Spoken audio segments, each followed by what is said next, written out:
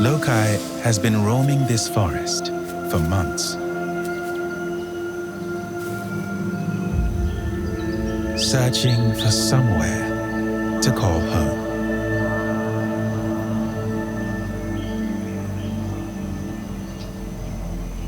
The jungle can be a lonely place for a single macaque.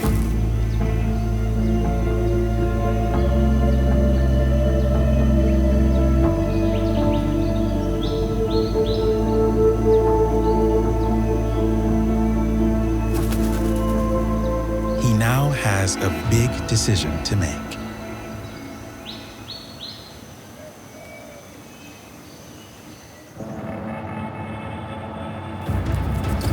To the west of him are a clan called the Street Troop,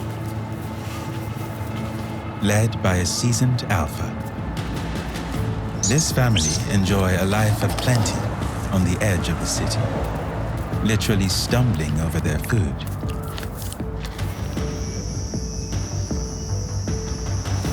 To the north are the Hill Troop. A grizzled warrior rules over these forest dwellers, and they know all the tricks of the jungle. Loci aspires to have a family like this, of being an alpha like one of them. And he's prepared to fight for this dream.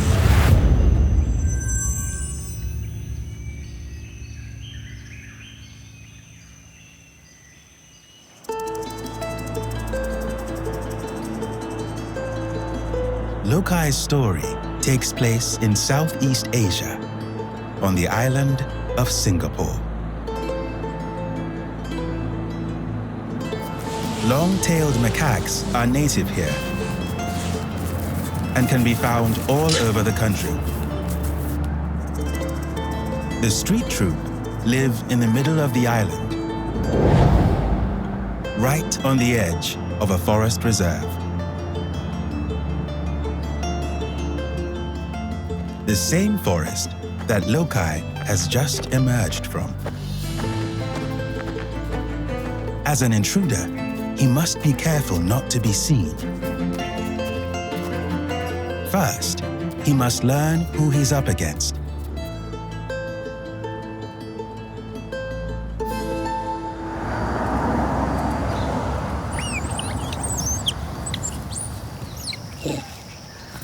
With over 30 members, the Street Troop are a large family, led by an unusually bulky alpha, Matnoor. He walks with an unmissable strut, and around here is known as King of the Streets. Matnoor's ruled for 8 years, one of the longest reigns of any alpha in Singapore. And he gets the respect he deserves. At 20 years old, Matnoor's also one of the oldest alphas around. But he has no plans to retire. Why would he walk away from this paradise? His territory straddles the best of two worlds, where the edge of the jungle meets the start of the city. It means the family can shelter in the forest when they need to, and have a fully stocked larder growing right next door.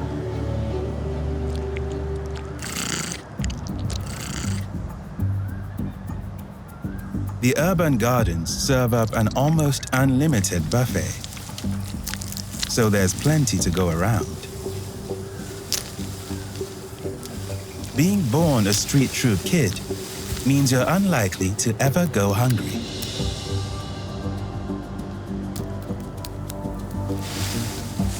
Their dad, Matnoor, makes ruling look easy. But the Street Troop's good fortune is no accident. Matnoor has fought hard to secure this home for his family. He expects them all to behave themselves. Like all long-tailed macaque troops, each member of his family has a ranking. Matnoor is, of course, number 1. Next are 3 large adult males, the henchmen. They've fought to win their spots at the top. Now, they're Matnoor's right-hand monkeys. It's a job that comes with excellent perks.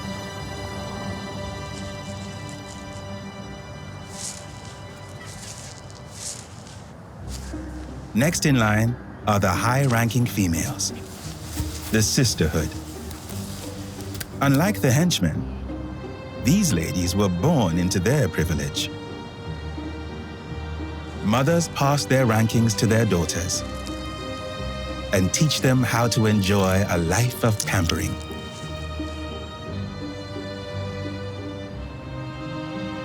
But not everyone has it so good. Sara is one of the lowest ranked females in the troop. She's 5 months pregnant and due any day. But that doesn't mean she's getting much attention.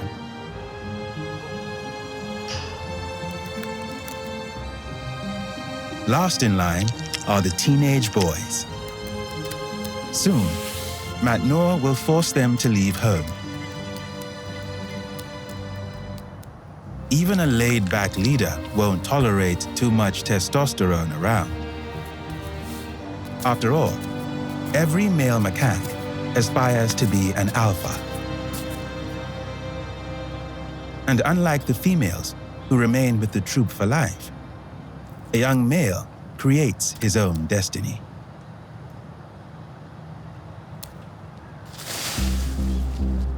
Just like Loci is doing. At 9 years old, he's in his prime.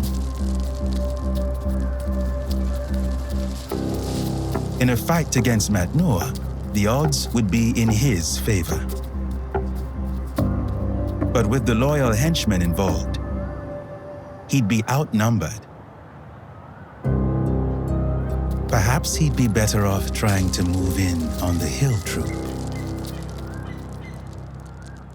The edge of their territory begins just under 2 kilometers away from where Loci is now. Their home is bigger than Matnoor's. But having more space doesn't necessarily equal an easier life. Most of the hill troop's territory is thick jungle, which they share with a diverse range of creatures. Some are a little tougher than others.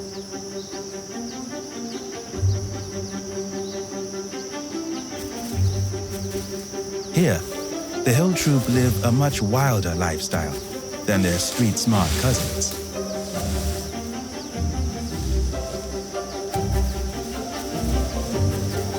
There are no fancy gardens for them to forage through, and no comfortable walls to lounge around on. Instead, they make do with a tree branch for their morning pampering session.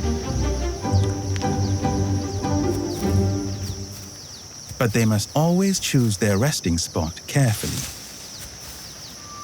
Some of their forest neighbors can be dangerous. Letting one of these carnivores get too close could easily lead to an untimely ending. And with just over 20 family members, every monkey counts. Like every long-tailed macaque family, the hill troop are led by an alpha male. But Aarav, their ruler, is no ordinary monkey. He's 25 years old, ancient by macaque standards, and he's a tough, seasoned warrior. Scars are a testament to fights he's fought and won.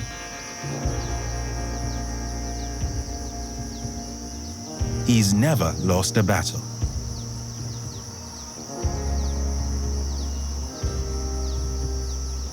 Aarav is supported by 2 aging henchmen and an unusually large harem of females.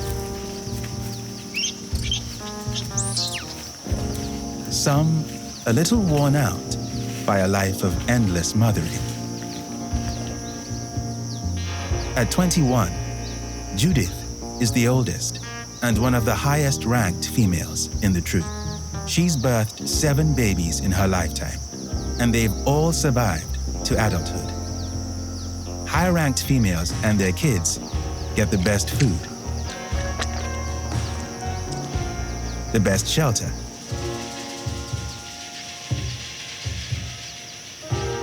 and the best protection from predators.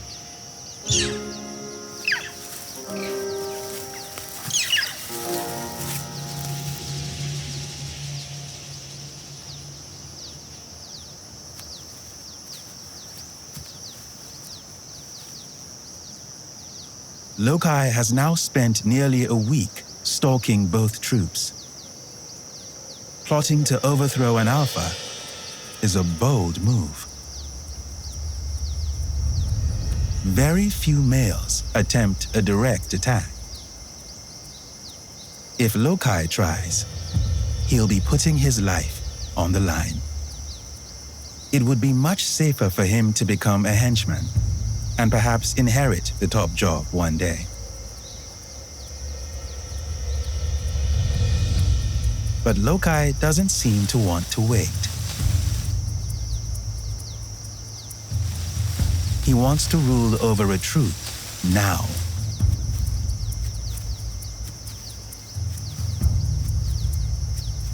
He's also desperate to secure himself a home territory on an island that has limited space.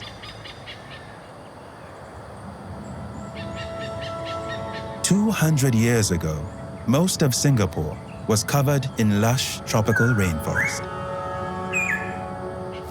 Back then, there were tens of thousands of long-tailed macaques here. These days, 90% of the jungle has disappeared, and with it, many of the monkeys. Now, there are only around 2,000 macaques surviving in Singapore. And most have had to adapt to the urban world right on their doorstep.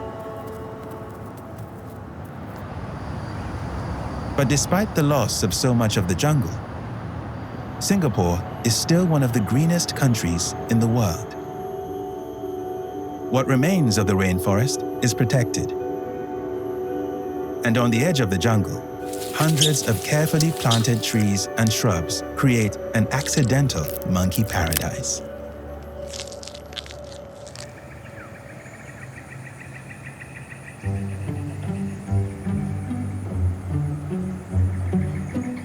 Matnoor's streets are lined with over 20 tropical plum trees. And they've just come into season.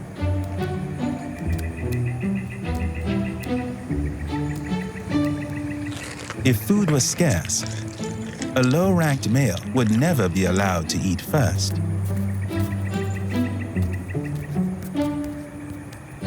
But in Matnoor's troop, those rules rarely apply.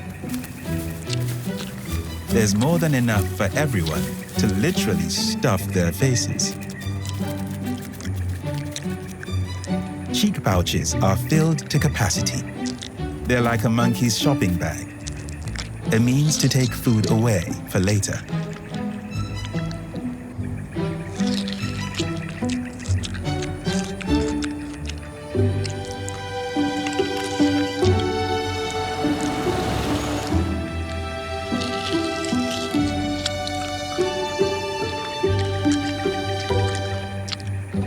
Loci would be happy to get his hands on just one plum.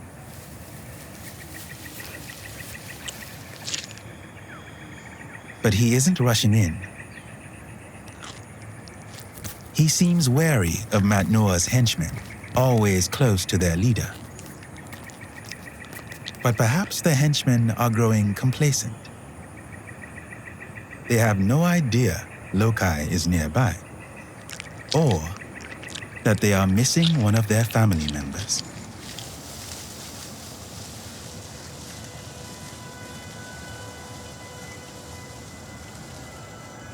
Hanging back, 100 meters away, is Sara, the low-ranked female. Just a few hours ago, she gave birth to baby boy Max.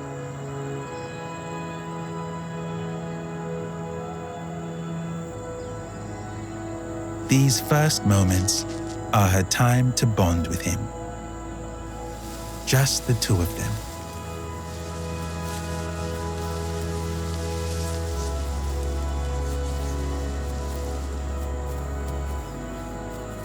But this bonding time can't last long. Sara must rejoin the troop. A mom and a newborn are vulnerable alone.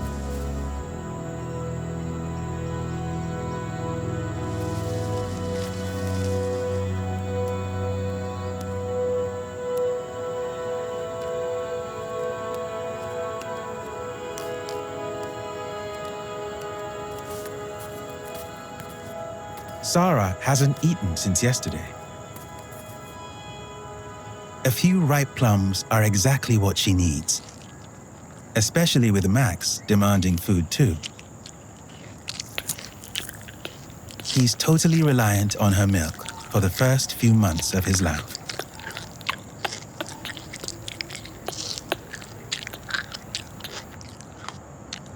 Sara may be hungry, but she shouldn't be dawdling here.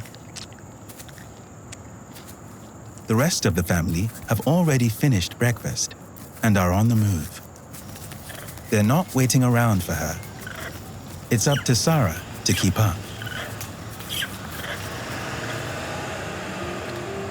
But she wants to let Max finish suckling. She's used to trailing behind the group. But now that she has Max, she must be more careful. The streets can be a dangerous place for a newborn. And a creature from the jungle has just arrived into street troop territory.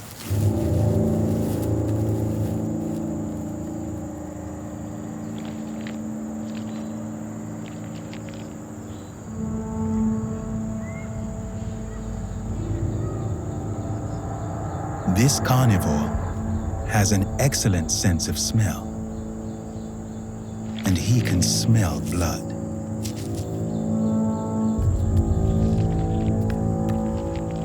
Monitor lizards are skilled hunters.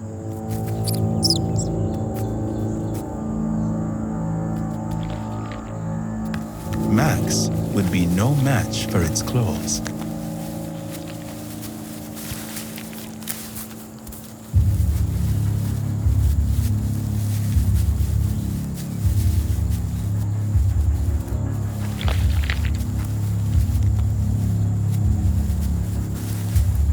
With her family long gone, Sara must get Max to safety by herself.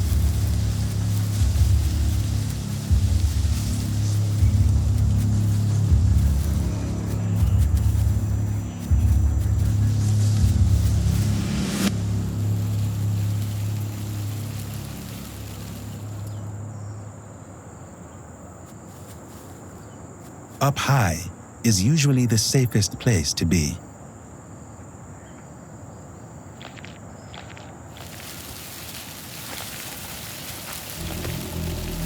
But height isn't a deterrent for this predator.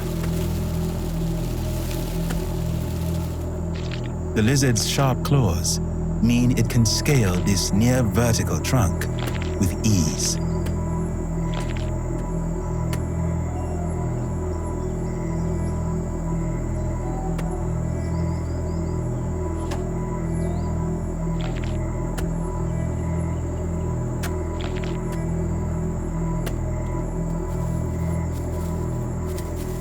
Despite being exhausted from her morning, Sara keeps moving.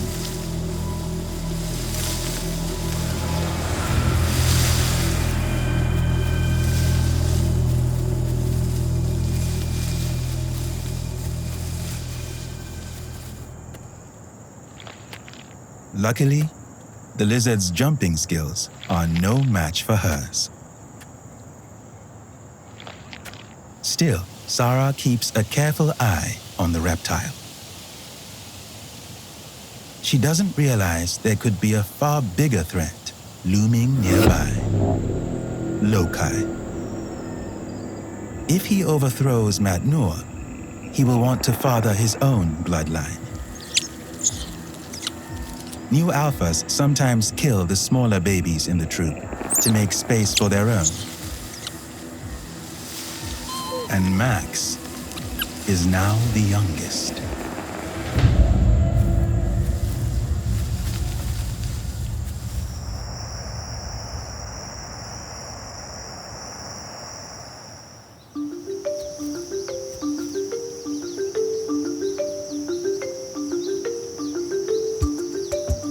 Morning in Singapore's forests are rush hour for most of the residents.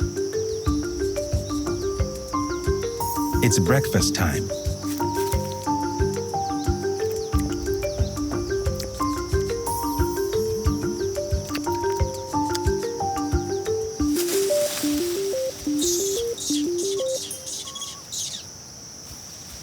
Unlike their city slicker cousins, the hill troop must work a little harder for their meals. There are plenty of fruit trees in the forest, but they don't grow in organized rows like out on the streets, and each comes into season at a different time of the year. These aren't ripe yet.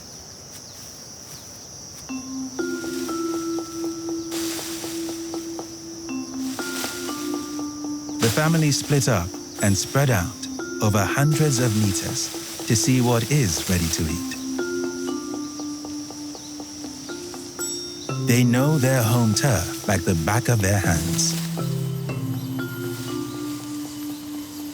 And remember where each and every fruiting tree is, and approximately when it should be ripe. A few of the youngsters check out one of their fig trees.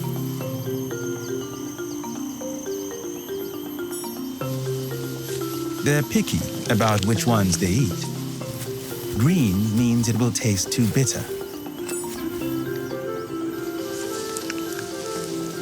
Red means it is ready, but they don't like them too ripe. Those ones don't taste as good.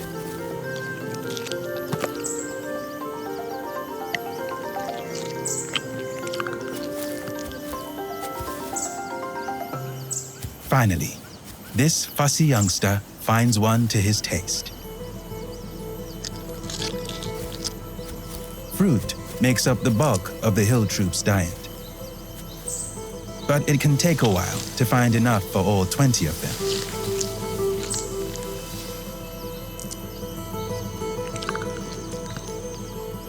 This morning, they've ended up separating into small foraging groups so that each monkey has enough to eat.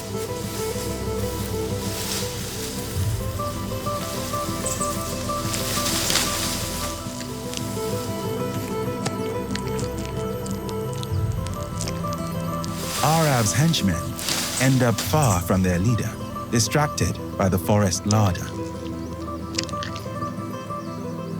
A caterpillar is an unexpected treat.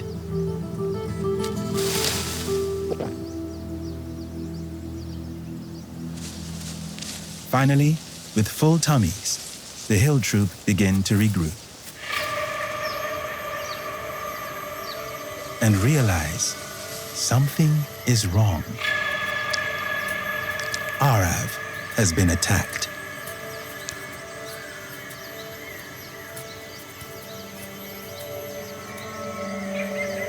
The first back from foraging have already rushed to his side. But it looks like it's too late.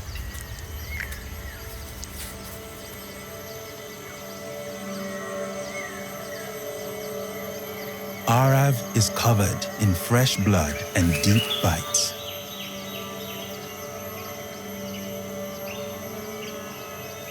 Nearby, no longer in hiding, is Loci.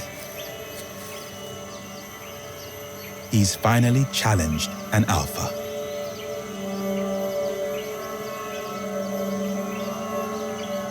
And without his henchmen, it appears Aarav lost the fight.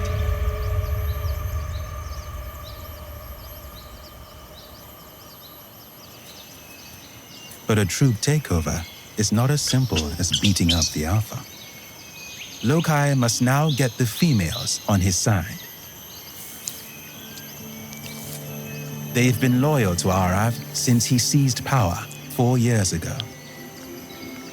And by the way they are tending to his wounds, it looks like they still are. After all, Aarav's been a good leader, never losing a battle until now. But Judith and the rest of the family need to be realistic. They need a strong alpha, a male who can protect their territory and father hardy babies. Judith has seen at least 3 alphas come and go in her lifetime with the troop. And she always wants what's best for her daughters and grandchildren. Aarav faces a difficult choice. The family need him to prove he is the best option. With his henchmen by his side, he could try to fight Loci again. But his injuries will put him at a disadvantage. He could lose his life. The alternative is to stand down and allow Loci to seize power. But for now, Aarav is forced to put all decisions on hold.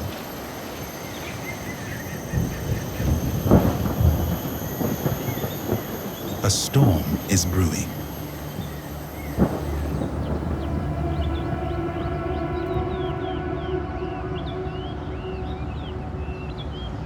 Singapore lies just 1 degree north of the equator, where it's always hot and humid.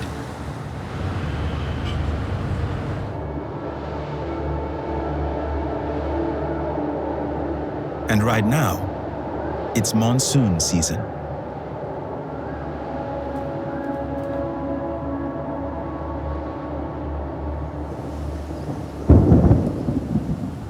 Every few days, heavy rain clouds roll in. The skies darken, and the rain begins to fall.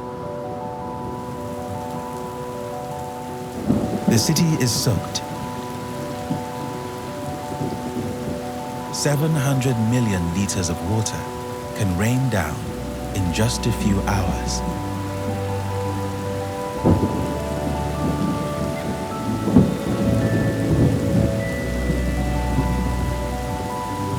Some of the city's residents take shelter, while others brave it out.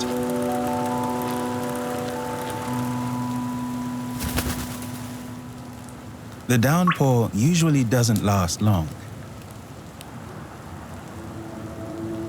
But for the last week, the weather has been different. Clouds blanket the city. Unusual cold winds bring a chill to the air. The rains keep coming.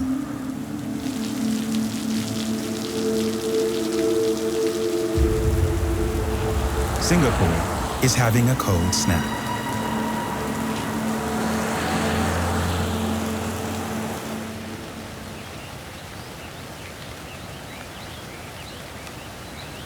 In the jungle, it's even chillier than the streets.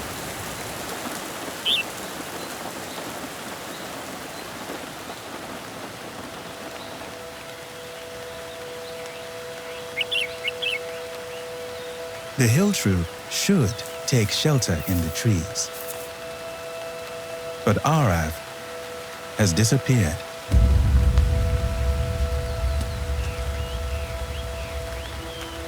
Without him, the family have no leader. No one to make the decisions.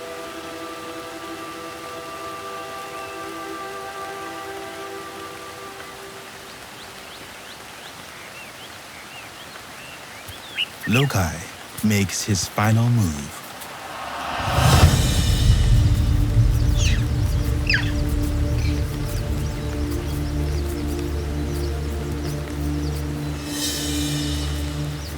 And with no one to challenge him,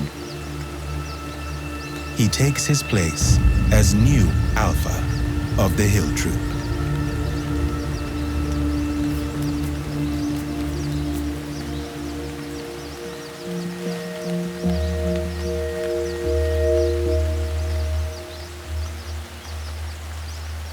Just under 2 kilometers away, on the edge of his streets, Matnoor has corralled his large family into the trees to shelter. The endless rain is testing Sara's strength as a new mom.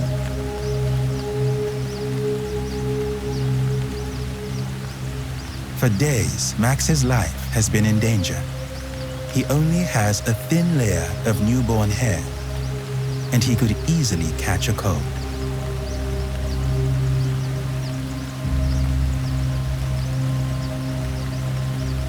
The high-ranked females huddle together to keep their youngsters dry. Sara does her best on her own.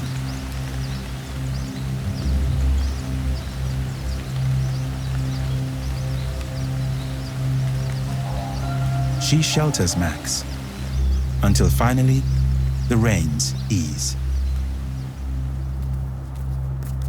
The cold snap is over.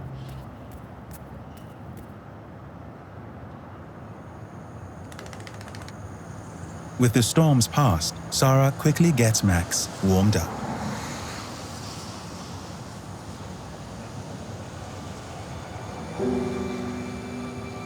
If he stays healthy, it will be her efforts that brought him through. Max may have been born to a low-ranked female, but Sara is proving to be the best mom he could hope for.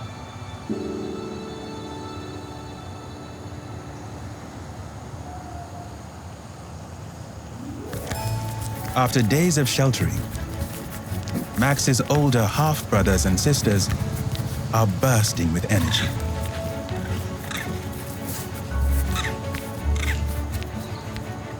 If Max survives a few more weeks, he'll be big enough to join in on this playtime.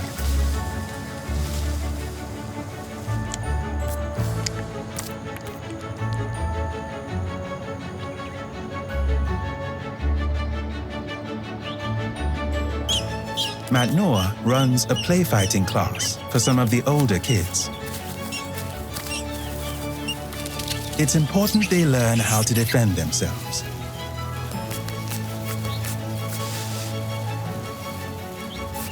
And learn to pick the right moment to retreat.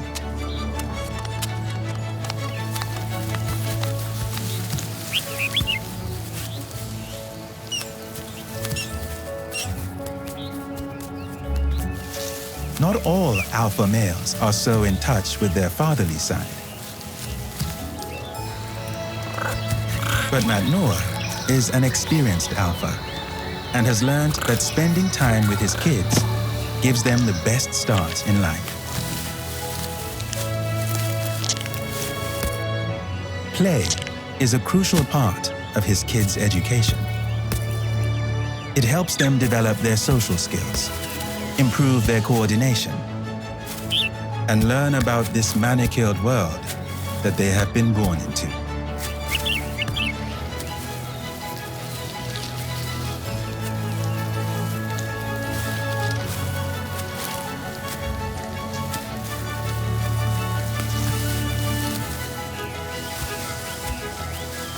The older kids take their games to new heights.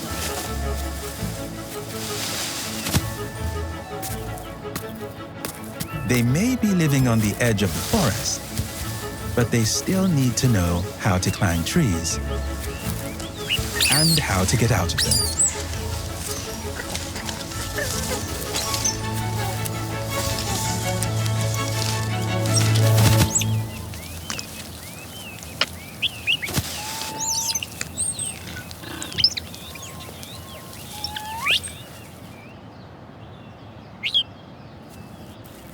Over the years, Matnoor has fathered around 50 children.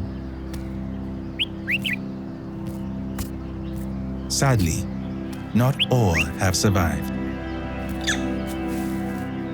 But for those that do, they have two very different paths their lives will take. His daughters will stay in the troop to become mothers when they are around 6 years old.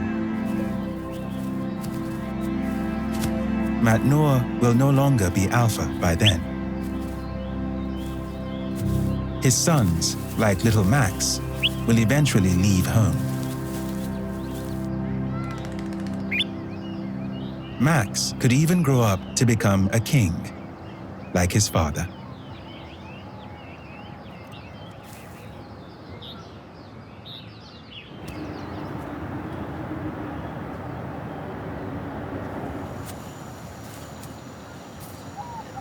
As the light fades, Matnoor calls for the family to get ready for bed.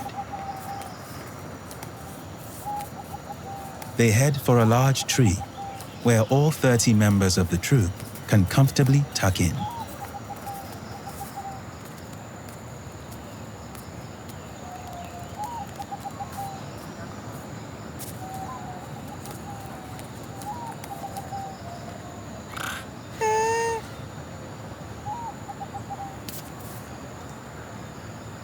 The high-ranked females form their exclusive huddle. For the lower-ranked, bedtime is often more of a solitary affair.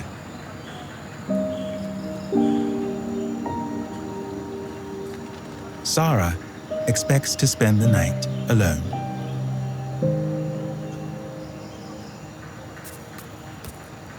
But she has a surprise visitor. A young female, curious to meet Max.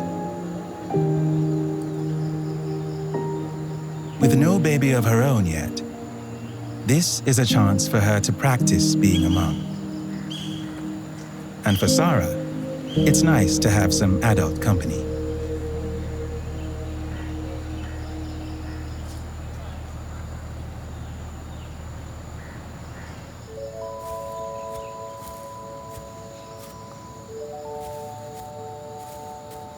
Matnoor makes sure everyone is in bed before he heads up.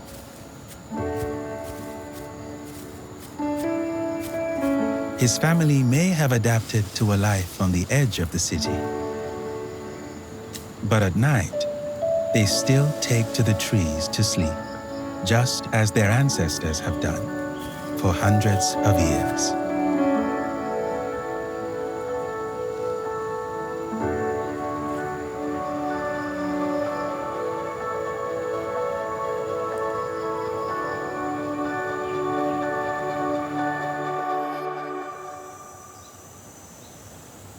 The temperature in Singapore's forests once again hits 33 degrees.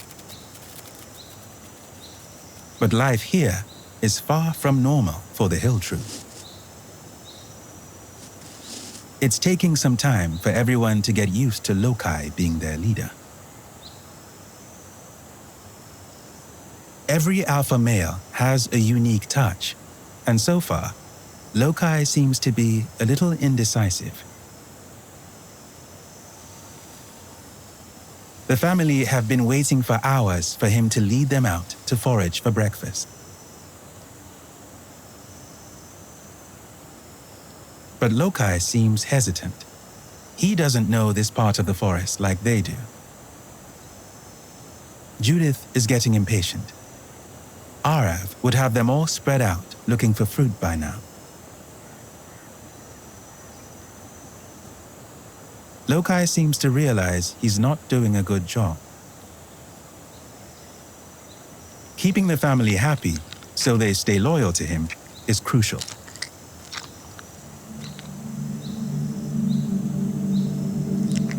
Questionable decisions are often made under pressure.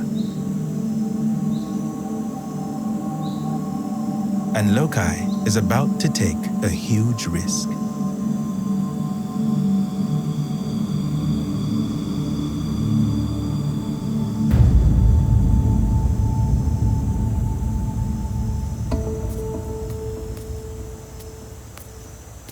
Loci has had lots of practice at navigating through this forest. He heads south, toward the urban world. The family fall in line and follow him. Even though they're a little wary of the big primates.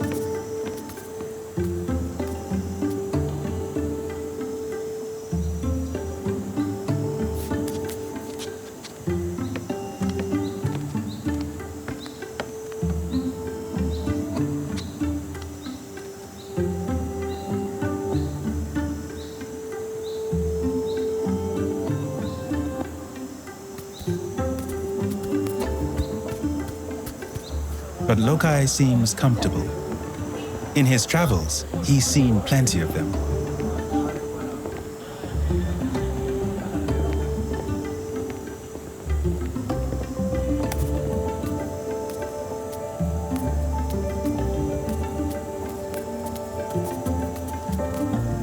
The family quickly adapt to Loci's pace. Everyone is keeping up. Mostly.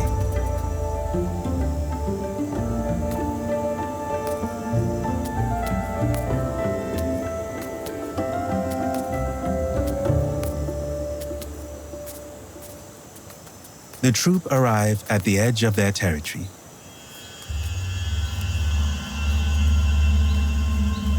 Beyond the barrier is street troop land.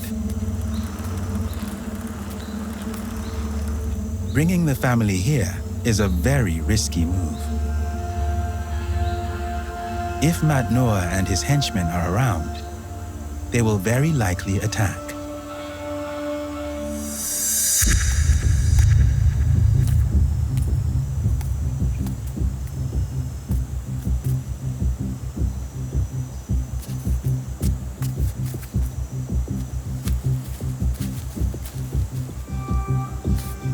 The hill troop cautiously follow their new leader.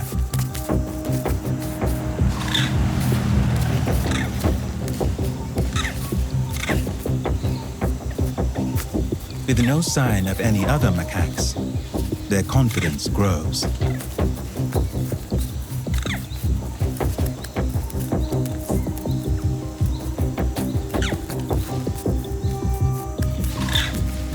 Loci leads them out of the parking lot and deeper into street troop territory.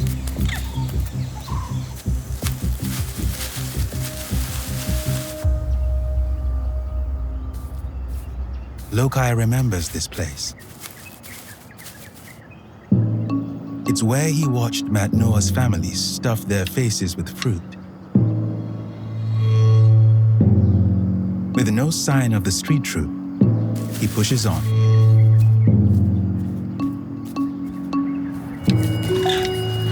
The last time he was here, the pavements were covered in fresh tropical plums.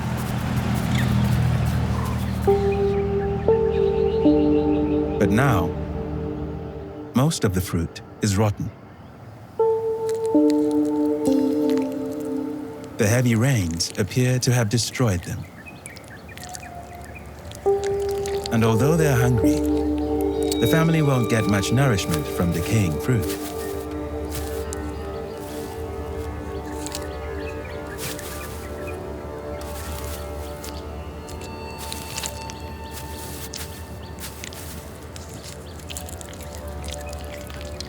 This explains why there's not a street troop member in sight. They've moved on to greener pastures. Just under 2 kilometers away, in a large housing estate, Matnoor's family are scoping out a new foraging location.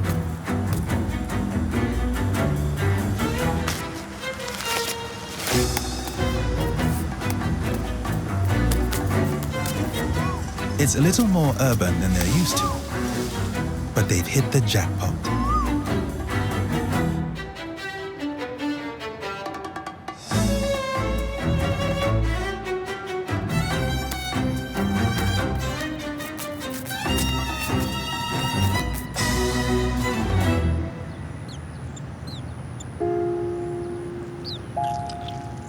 Everyone tucks into a meal. Even low-ranked Sara munches down on a large papaya fruit.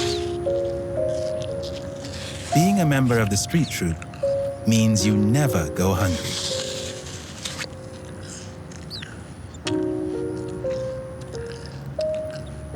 It's one of the main reasons the troupe are so loyal to Matnoor.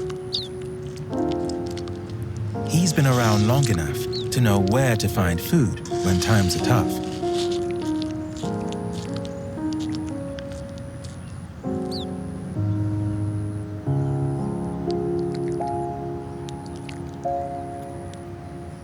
The only downside to leading his family out of their home territory is leaving it wide open to intruders.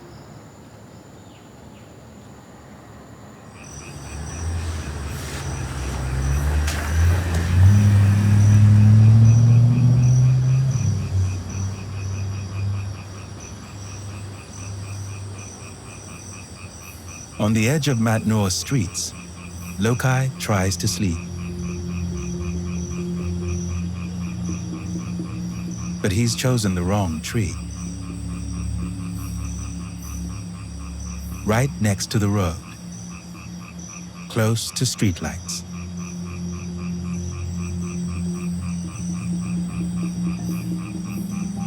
It's so bright that the whole hill troop is awake.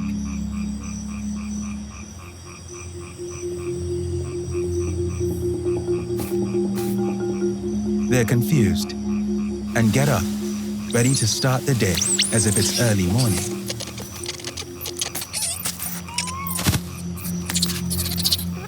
But it's evening, and being on the streets at night is a dangerous move. The worst possible time for youngsters to play.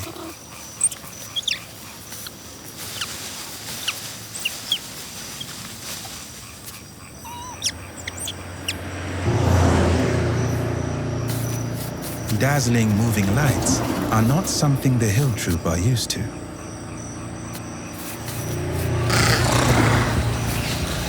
They have no idea how to dodge traffic that they can barely see.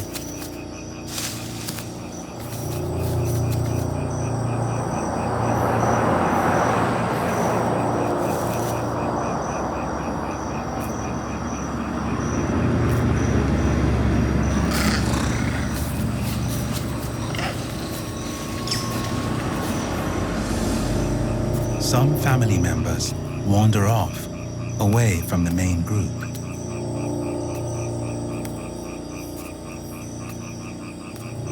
Loci seems out of his depth.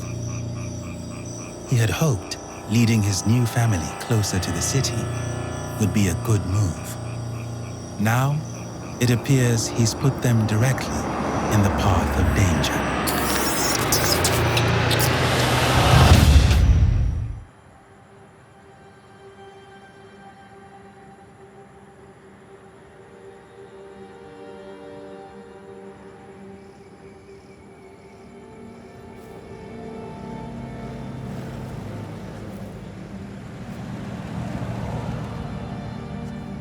Aarav was once a great warrior,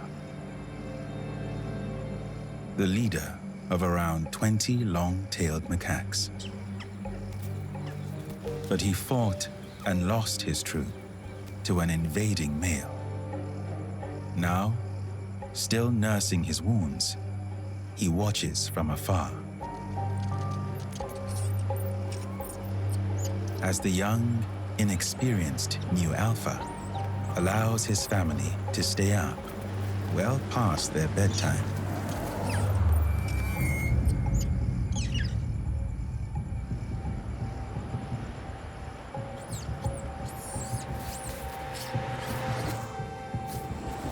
The hill troop aren't used to city life. They grew up in the nearby forest,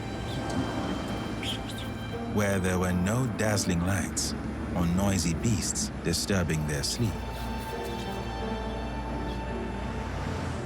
Loci, who's only been in power for a few weeks, recently led the family here in search of a better life.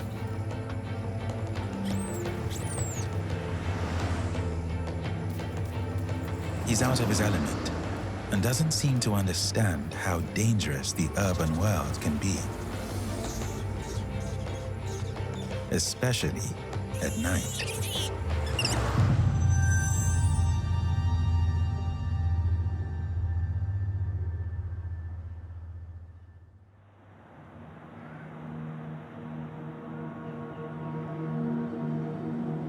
The Hill Troop live in Singapore, in the heart of Southeast Asia. Their usual home is in the middle of the island, in this part of the jungle.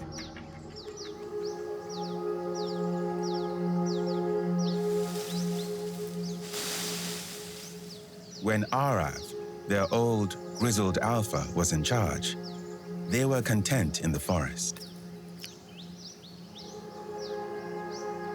They knew all the tricks to survive here.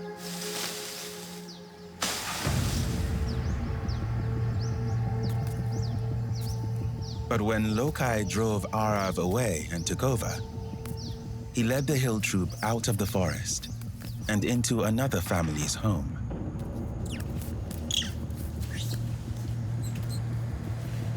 This territory on the edge of the jungle is monkey paradise. Gardens overflow with food, and the forest is still close enough to shelter it. The street troop have held this prime real estate for years, and they don't share.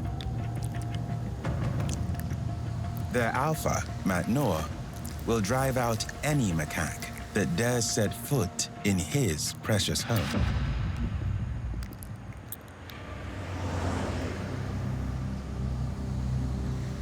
But when Loci arrived here yesterday, the street troop were nowhere to be seen. So, he decided it was safe for his family to stay.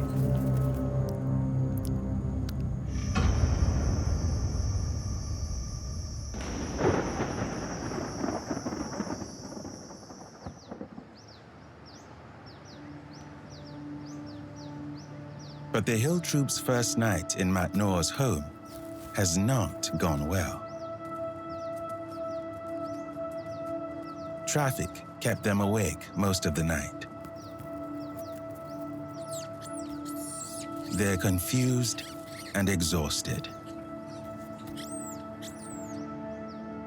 Even worse, Loci has just realized one of the youngest members of the troop is missing.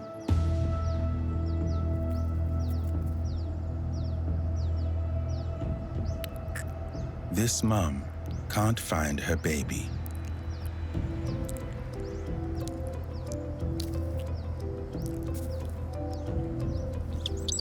He's not with the rest of the toddlers. Macaque family groups are very close. When one monkey is stressed like she is, the rest of the family try to help.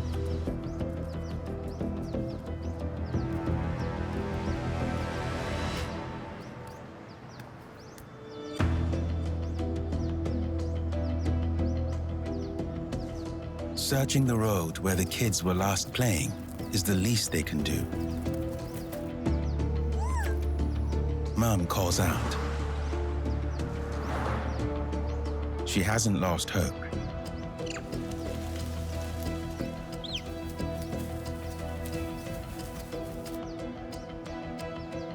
Loci finally spots something.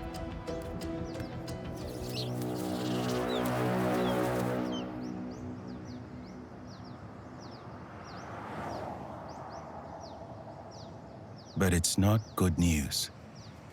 The baby must have been struck by a car in the darkness.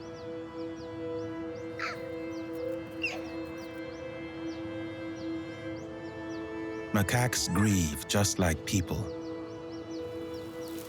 and the sight of the body is very distressing for the family.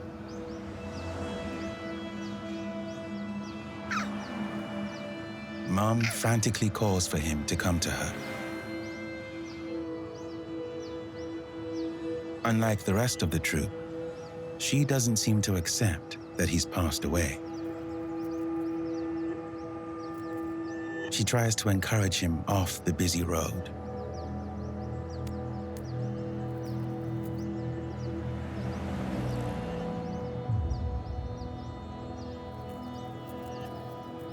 Finally, in desperation, she carries her baby to a safer place.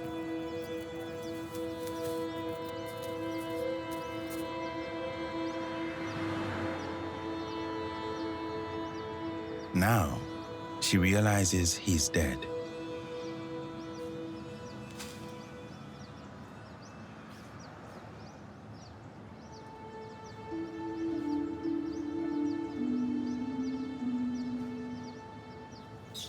The Hill Troop have had a traumatic 24 hours in the Street Troop's home. Loci hurries the family away from the streets.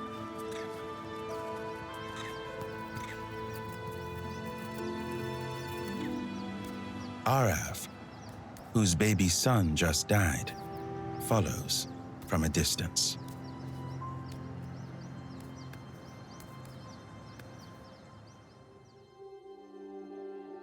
Just under 2 kilometers away, the Street Troop are having a very different start to their morning. Unlike the Hill Troop, they're seasoned townies and know how to safely sleep in the city at night.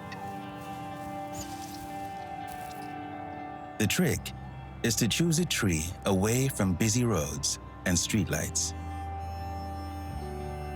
Matnoor, their alpha of 8 years, led his family out of their usual territory a few days ago in search of some of his favorite fruit. Bananas.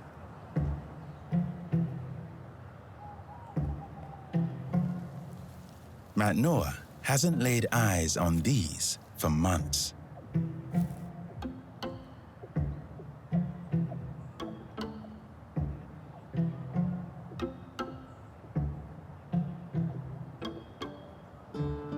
As alpha, he always gets first dibs. He quickly stuffs down 3 in a row. There are still plenty left for all 34 members of his family.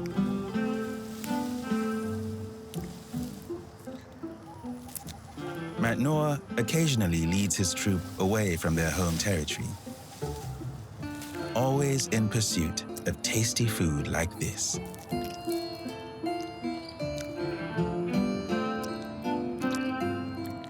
There's just one problem, though. Bananas are full of sugar. This is the macaque equivalent of eating candy for breakfast. After years of indulging, Matnoor is showing signs that his unhealthy diet is catching up with him. He's a little overweight, and his teeth have seen better days. Every alpha has a weak spot, and junk food is Matnoor's.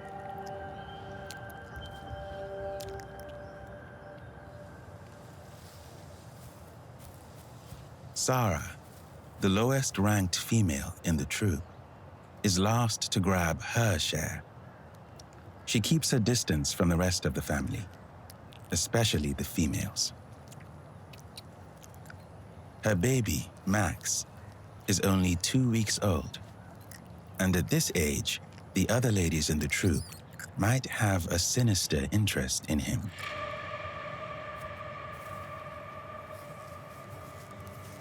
higher-ranked females can sometimes kidnap a low-ranked baby and deliberately let it die.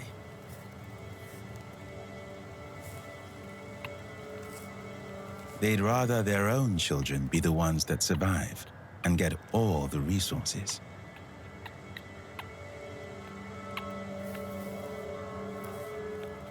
This high-status female could be plotting to grab Max.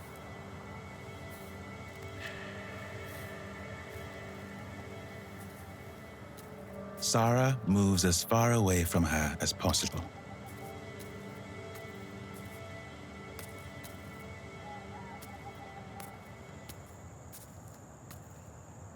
By mid-morning, it's too hot to be out and about, and the high-ranked females, the Sisterhood, gather under a roof to keep cool.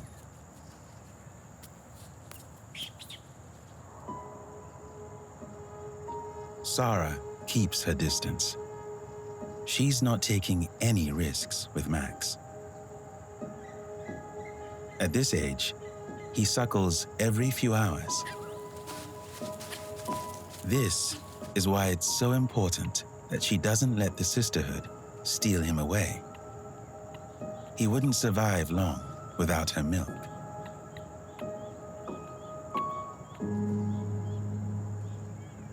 Matnoor and his 3 henchmen ignore the brewing tension amongst the females. They have their own politics to navigate. As adult males, the henchmen would prefer to be alphas, but they choose to live under Matnoor's rule. It's a comfortable life. Keeping them well-fed is one of the secrets behind Matnoor's unusually long reign. A henchman with a full belly is more likely to remain loyal and help him drive out intruders.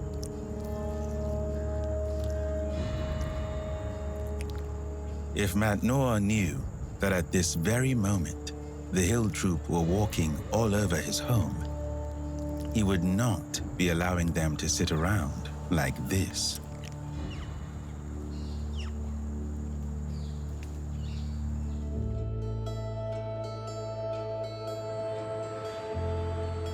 Long-tailed macaques are creatures of habit and routine.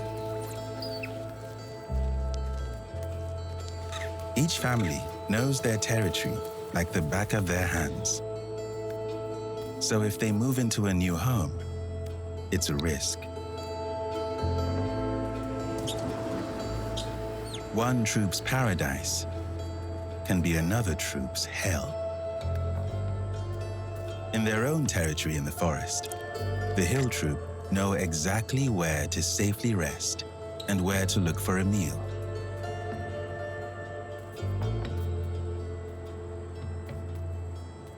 But this place is bewildering, and they don't have the energy to try and figure it out. Instead, they head towards their jungle home. But just as they reach the edge of Matnoor's territory, Loci finally spots something to eat.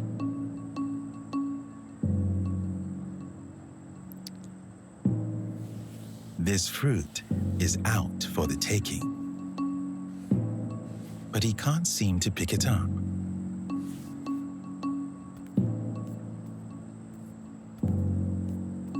Loci is confused. Still, the fruit is enough to pause the troop's journey home.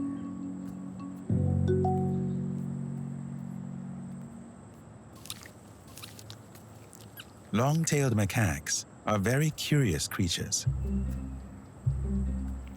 willing to try anything once.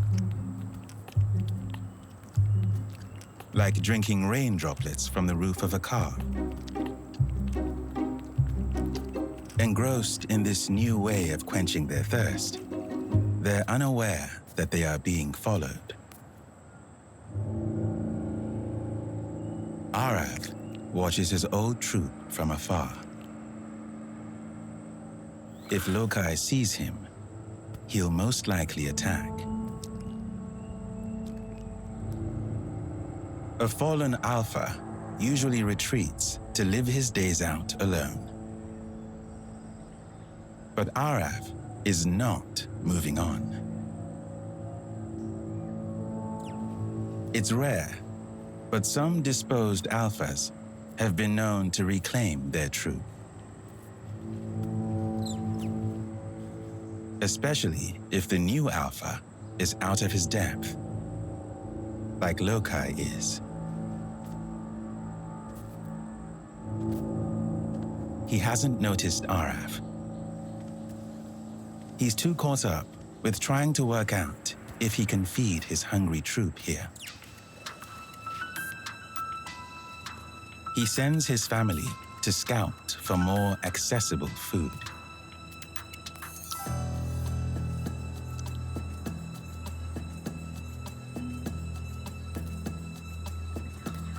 A few of the teenagers find an open truck.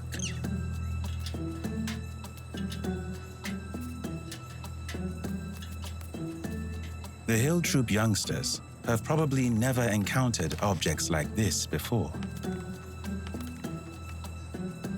It's difficult to work out what is edible.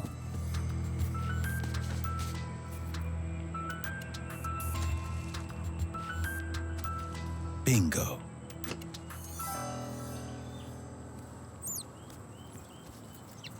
After a rough morning, the Hill Troop think their luck is changing. Rice tastes delicious, and it quickly fills their bellies. But human food is bad news. It will soon upset their digestive system.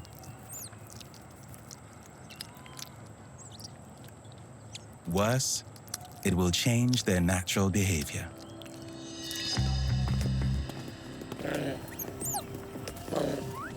Long-tailed macaques instinctively keep their distance from people.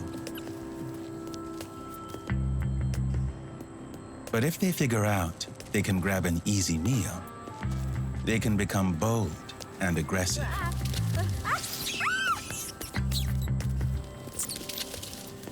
Upsetting the delicate balance between us and them.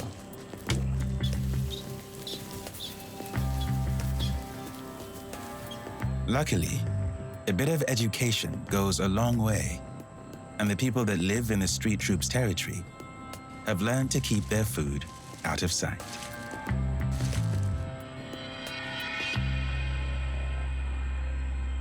But mistakes do occasionally happen. Loci and the Hill Troop just happened to cross paths with a visitor who didn't know how to behave around a hungry family of monkeys. And now that the Hill Troop have filled their bellies, they're more open to sticking around. They spread out to explore Matnoor's home more thoroughly.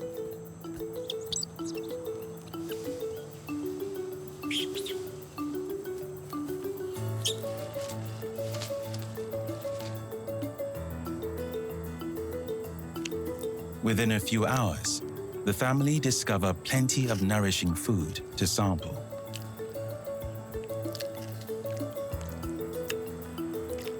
Plants from all over the world flourish in the gardens that surround Matnoor's streets.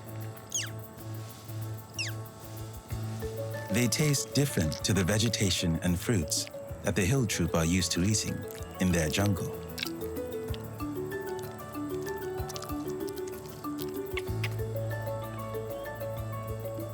If they stick to this type of fare and leave human food out of their diet, they'll thrive in the street troops' home.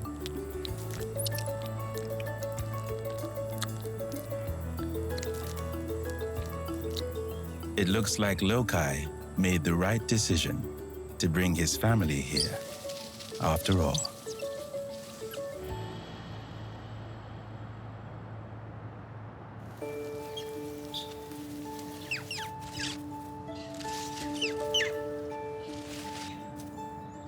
Deeper in the city, the street troop soak up their new home away from home.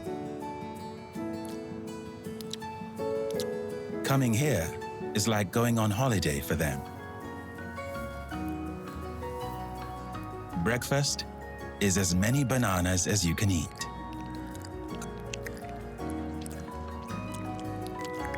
Followed by a siesta. Or for the kids, a visit to the playground.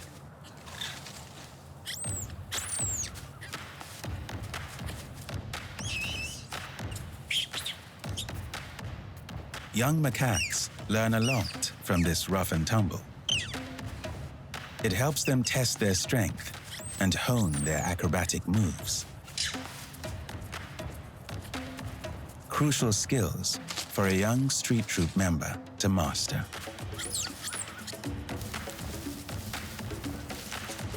Moving around on the edge of the city can sometimes be a bit of a balancing act. But if they can get the hang of navigating through the urban world, the payoff can be delicious.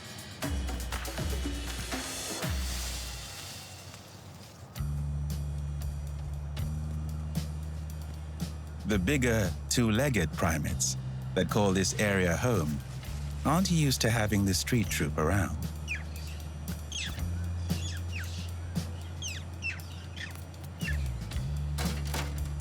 They don't realize how resourceful Matnoor's family are.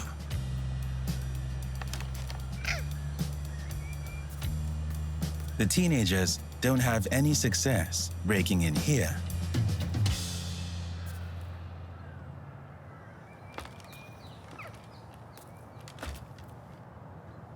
But an unlocked bin nearby has some delicious treats.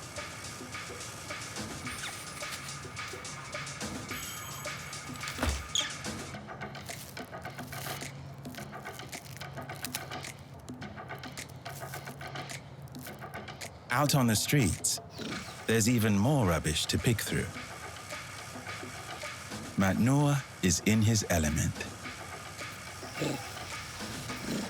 This is why he loves coming here. To indulge his sweet tooth.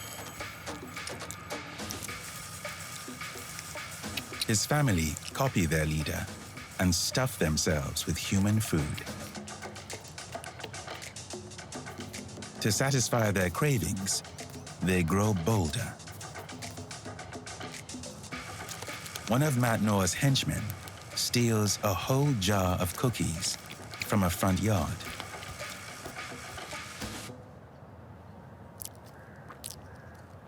It ends up in the hands of one of the highest-ranked females. The same one Sara was earlier trying to avoid.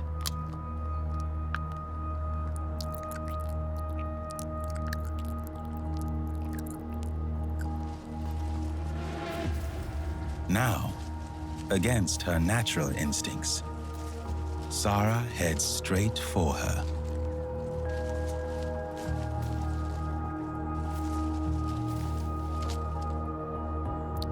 By being this close, Sara risks Max being kidnapped.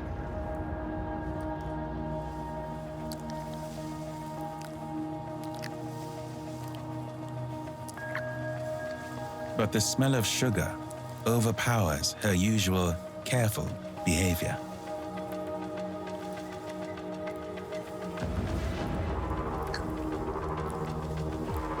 Luckily for Max, the high-status female alters her natural behavior too.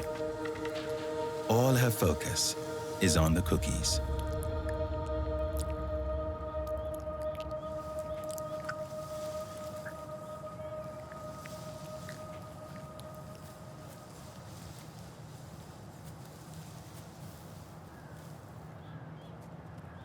By mid-morning, most of the troop find somewhere high up to nap. Sara now gets to pick through the scraps.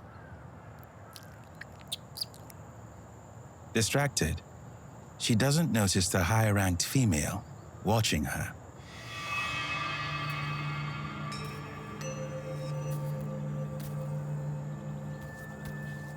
She keeps a careful hold of Max.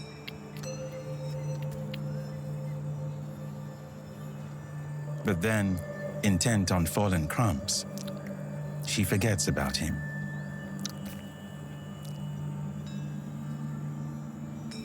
He's too young to know that it's dangerous to leave Mum's side.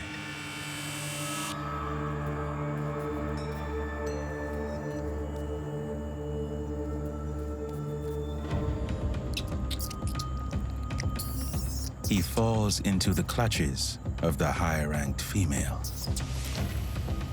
and she runs away with him.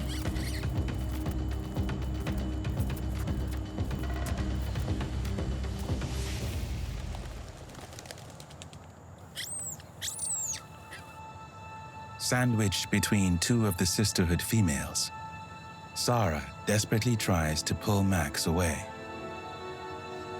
But the kidnapper won't let go. Thirsty Max tries to suckle from her, but she has no milk.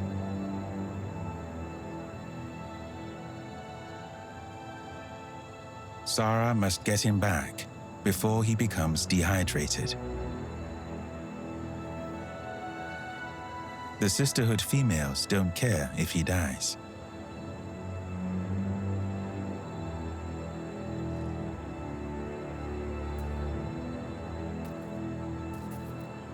Sara's only chance of saving her baby is to stay close and hope that the kidnapper drops her guard so Sara can rescue him.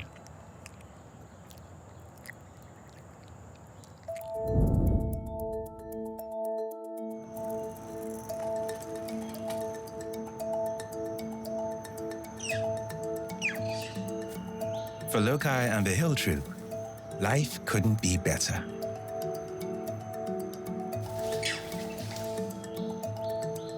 They've settled into Matnoor's home and have quickly got used to all the new sights and sounds that come with living near the streets.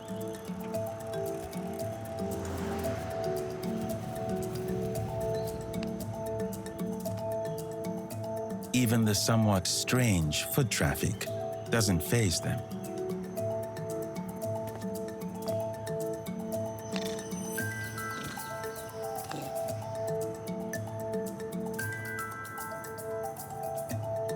The Hill Troop have even acquired a small but dedicated fan club.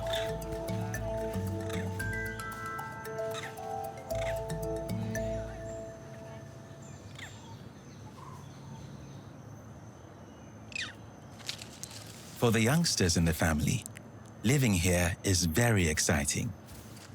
There's a whole new world for a young, curious mind to explore. This is the first time the kids have encountered an African palm tree.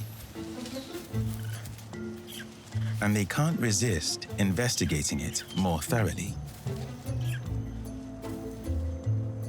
But they must be very careful. It's covered in large thorns.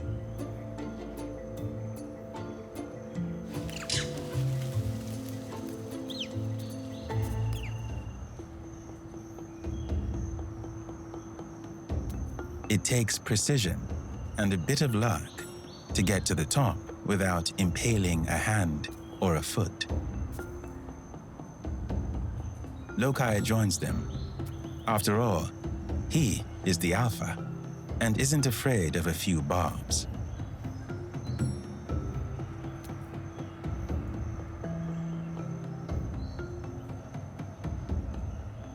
For those brave enough to navigate the spikes, there's a reward at the top. Oily fruits high in fat that taste delicious.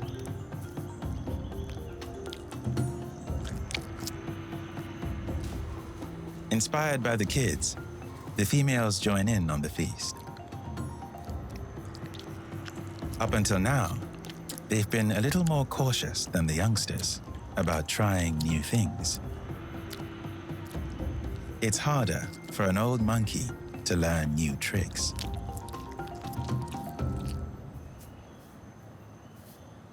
After all, there's been a lot of change for the Hill Troop members in the last few weeks. And while most have adapted well, Judith hasn't.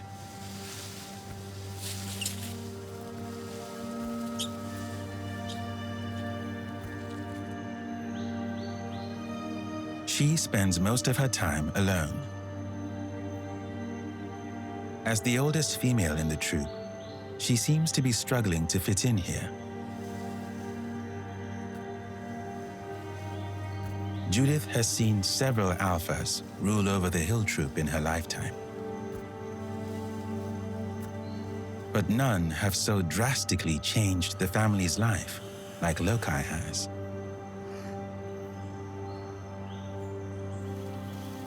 All the upheaval appears to motivate Judith to leave the safety of the group.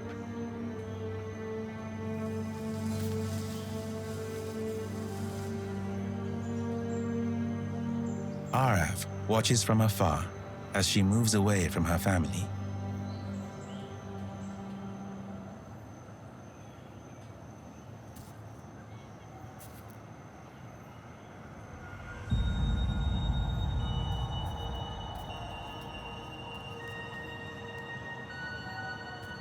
This is his chance to get close to one of his old allies.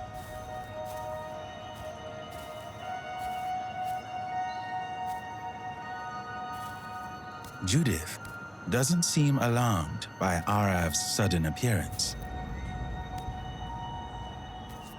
She leads him further away from the rest of the family.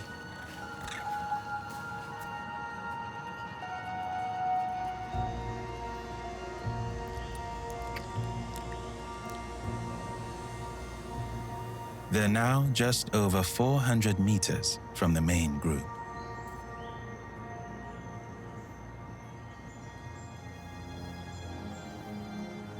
It's rare for a female to stop and spend time with a fallen alpha.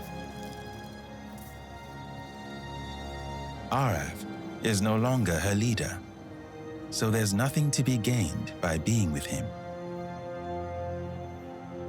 But Judith once had a very close bond with Aarav. He was her alpha for 4 years. It's clear their connection is still strong.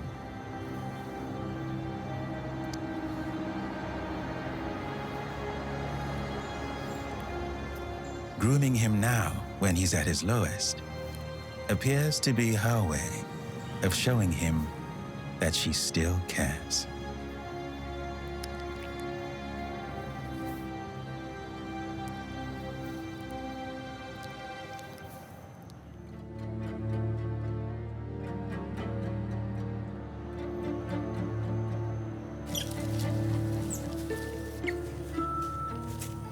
The relationships that form between individual long-tailed macaques are complex, especially amongst the females, who are born into a set hierarchy. In a large family like the street troop, the high-ranked ladies tend to stick together. But they must also live side by side with the rest of the females in the troop.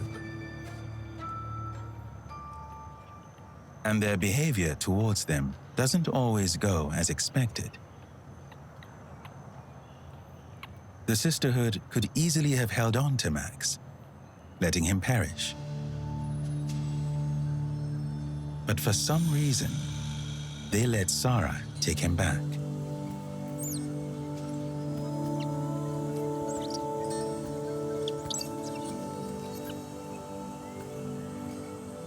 Sara seems relieved.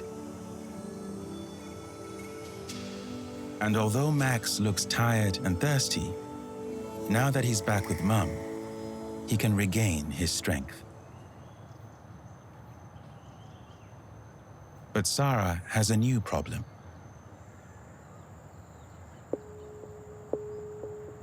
For the first time in recent memory, the street troop are hungry. The bigger primates here caught on to the new presence of macaques in their neighborhood and have monkey-proofed their world.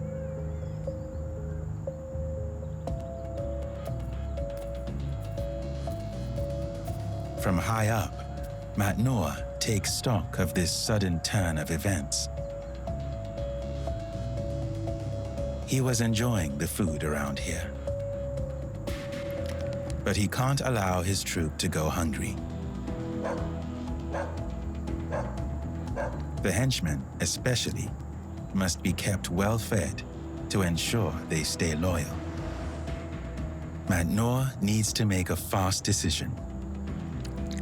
Either lead his troop home or push further into the city in search of more human food.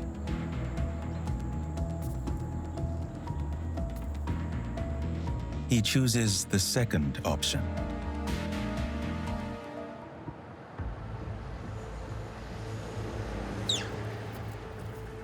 An hour later, and with Matnoor in the lead, the street troop arrive into a new part of the city. Matnoor confidently guides them forward and up.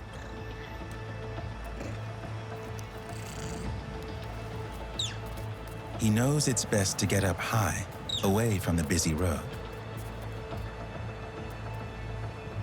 where they can use the overhead shelter as a monkey highway to spread out and search for food.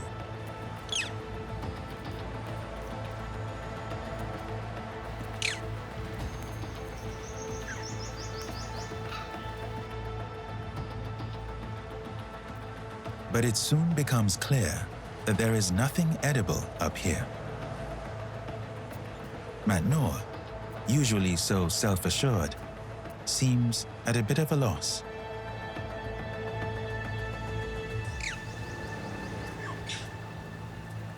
He knows he must find food for his troop. It's safer to keep his family up high, but perhaps they'll have to head down to street level.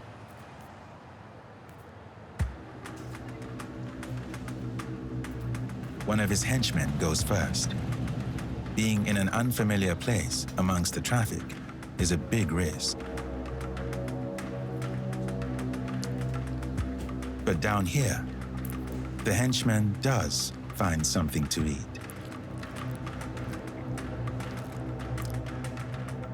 The rest of the family watch on, hungry.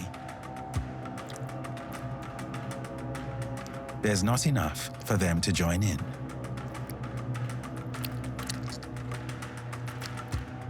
The henchmen do not look happy. Being starved is not what they signed up for.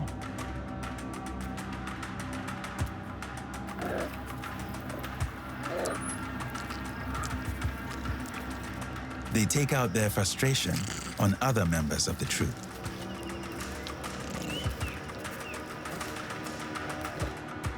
As henchmen, they're trained to fight Matnoor's enemies. They're not meant to hurt each other. The troop are on the edge of a mutiny.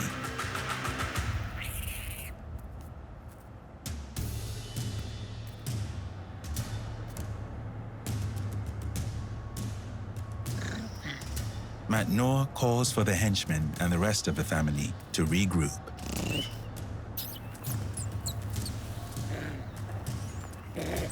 A good leader knows when he has been beaten. If Matnoor doesn't provide food, the troop won't follow him. He's out of options. He gives up on the city and heads for home.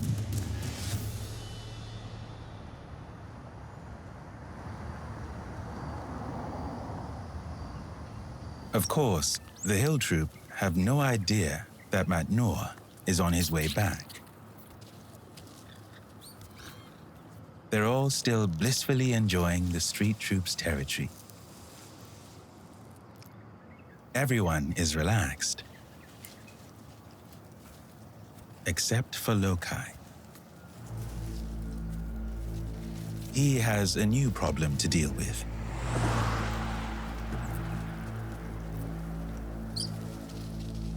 Judith has just arrived back. And she's brought someone with her. Aarav.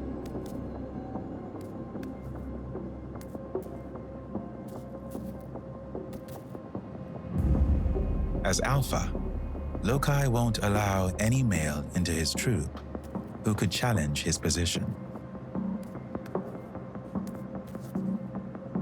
And he's prepared to fight to hold on to the top spot.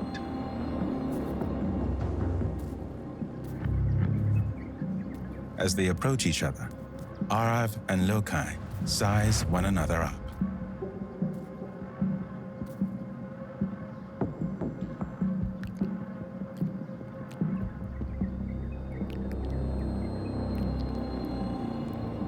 Loci portrays an air of confidence, and Aarav casts his eyes downward. A clear message that he doesn't want to challenge Loci. Instead, Aarav appears to be angling to rejoin the troop. Long-tailed macaques are social animals. They're happiest when part of a family. It's rare for a new alpha to allow an old one to return into the troop.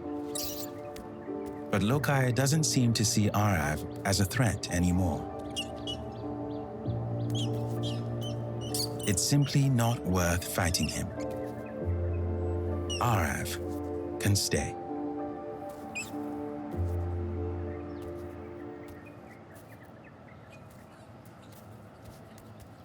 Aarav is greeted by his own kids, although they seem a little confused as to who he is. After all, he's a shadow of the strong alpha he once was. But Aarav appears content with his new position within the family.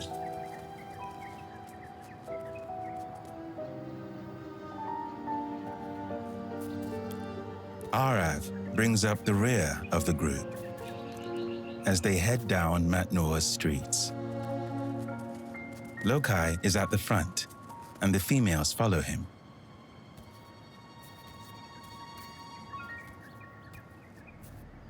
It's clear where their loyalties now lie. If Aarav wants to stay in the troop, he must always behave submissively like this.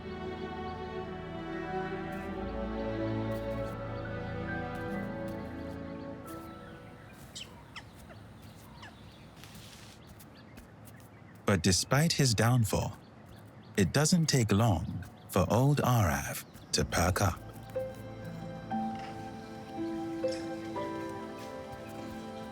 After weeks of isolation, time with his kids is exactly what he needs.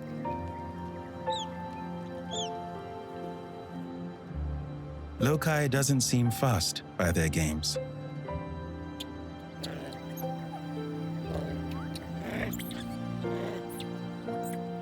Perhaps a sign of his confidence as a leader.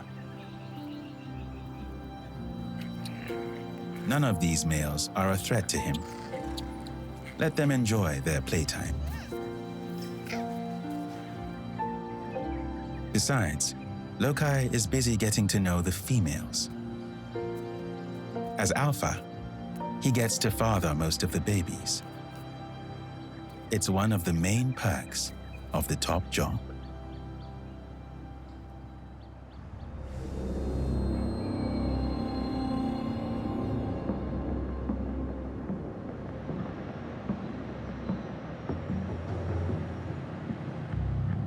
In the cool of the morning, Matnoor prepares to lead his family home.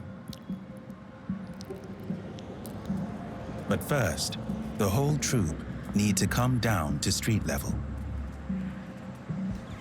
Sara, with Max on board, rushes to keep up. The streets around here are chaotic, Anyone left behind will struggle to navigate through on their own. The street troop are cut off from their home territory by a busy 8-lane highway.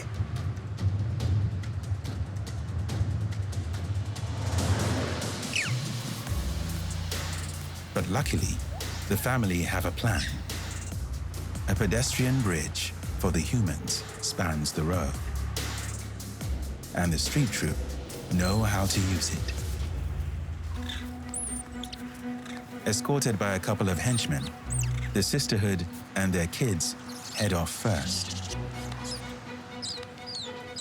With no trees up here, it takes nerve to make this journey. There's nowhere to hide.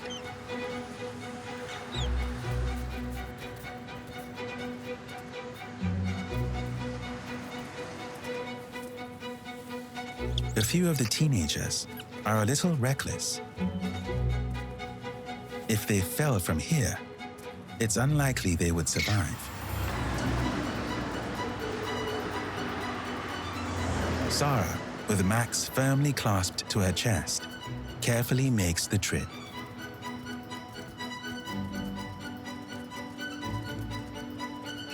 Slow and steady is her plan. Over half the troop are already safely across. Sara's nearly there too. Matnoor's family cleverly use the steps to descend, just like the bigger primates do.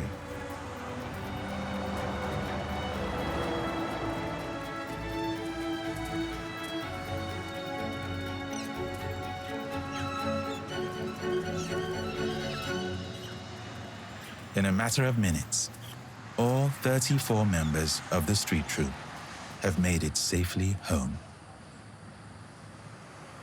Matnoor pauses on the edge of his territory. It feels different.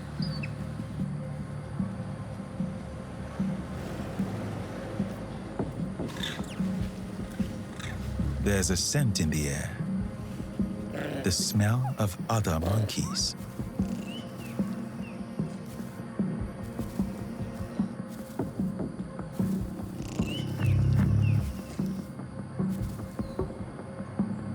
Long-tailed macaques are extremely territorial.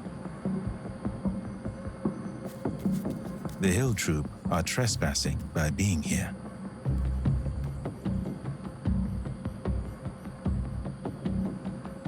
Just when everything was going so well for Loci, Matnoor is back.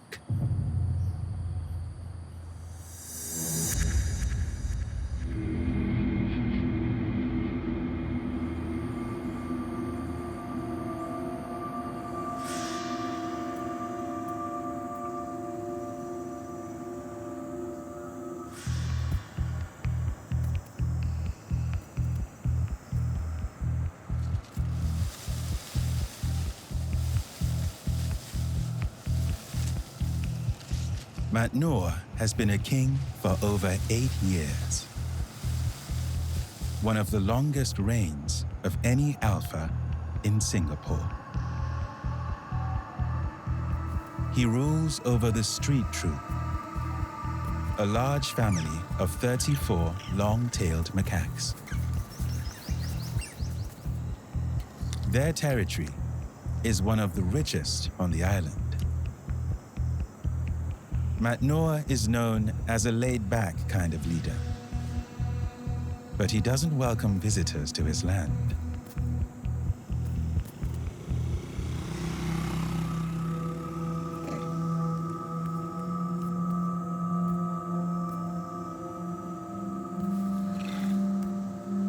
Loci is the newest alpha around here.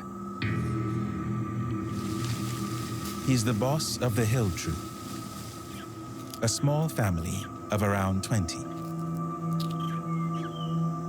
Most of them females and youngsters, who are gradually getting used to Loci being top dog.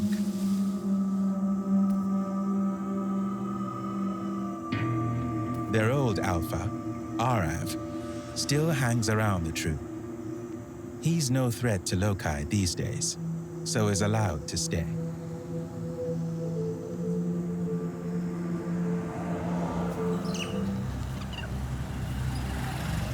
Loci has been in charge for just over a month, and during this time, he's made some drastic changes to the hill troops' lives. The biggest one, leading them out of the forest into Matnoor's idyllic home. Surprisingly, Matnoor seemed to have moved out, so Loci moved his new family in. Life is very good here. Or it was, until a few minutes ago. Matnoor is home.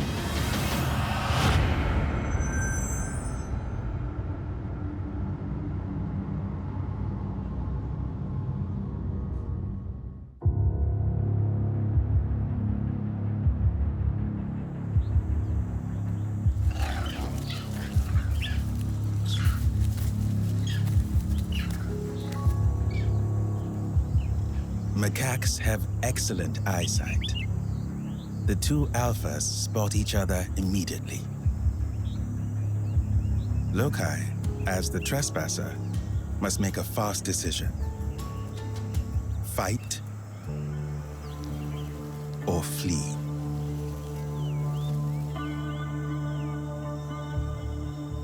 He chooses to confront Matnoor.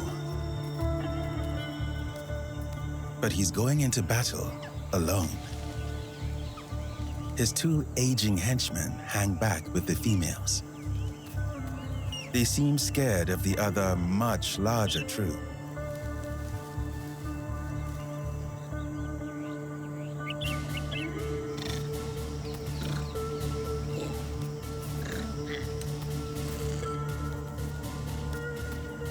Matnoor, on the other hand, is joined by his top henchman, Ajit, a ruthless fighter.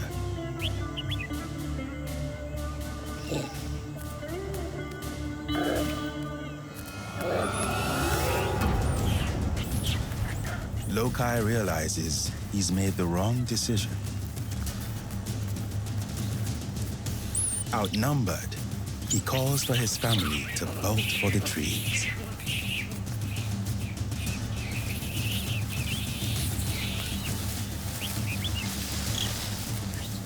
But it's too late.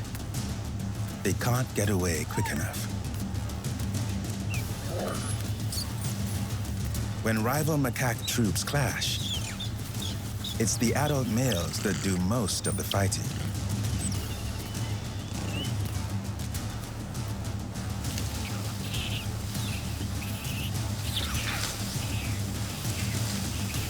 But in this skirmish, the hill troop females and kids are caught in the crossfire.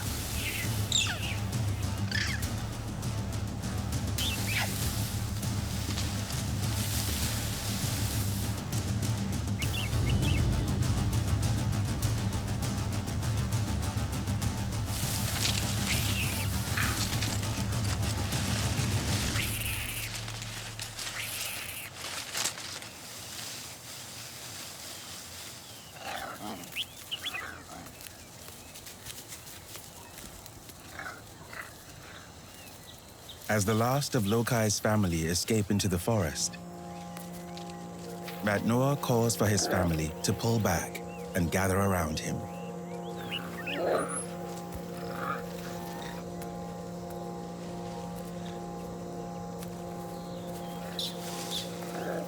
Not a single member of his troop are injured. But Matnoor wasn't the hero of the battle. It was Ajit, his right-hand henchman, who did most of the fighting.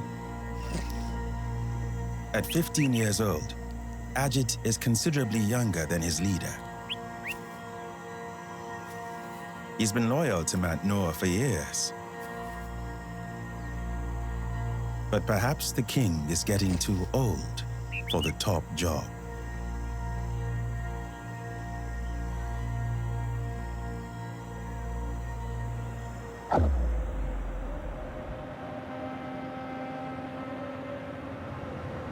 The street troop and the hill troop both live in Singapore, in the middle of the island. Their territories are right next to each other, but their homes couldn't be more different. The hill troops is mostly thick jungle,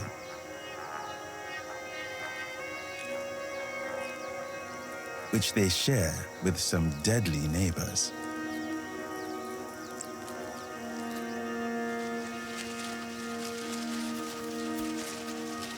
It's been a few weeks since the hill troop were last here in their forest.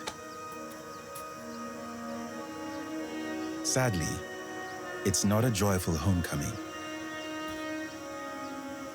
The troop are in shock. Ajit and Matnoor's other henchmen were brutal. Judith, the highest-ranked female, has a nasty head wound.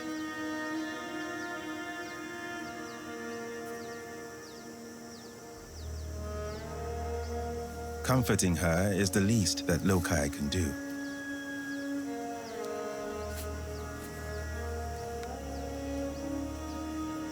He should have given the command to flee sooner. And he should never have tried to challenge the street troop males.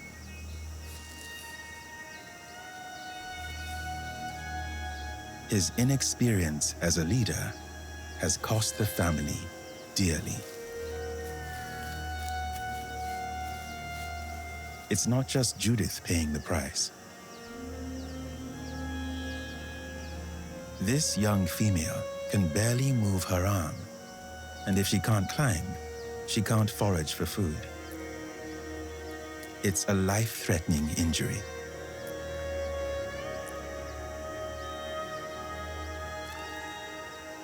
It would be better if she let Loci tend to her, but she seems to want to keep to herself.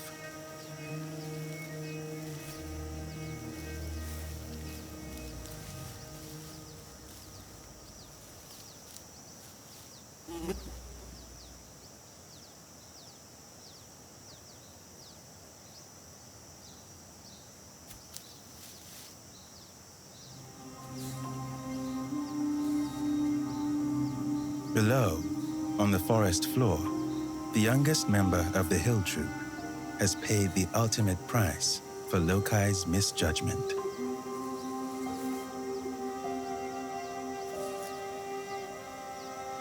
The mom struggles to comprehend that her baby has passed away.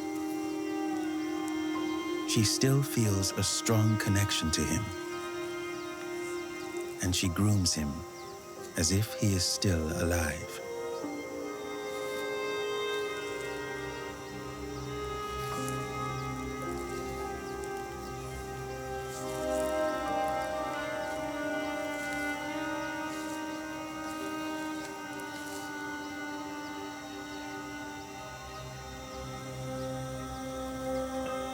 She carries him gently back up into the trees.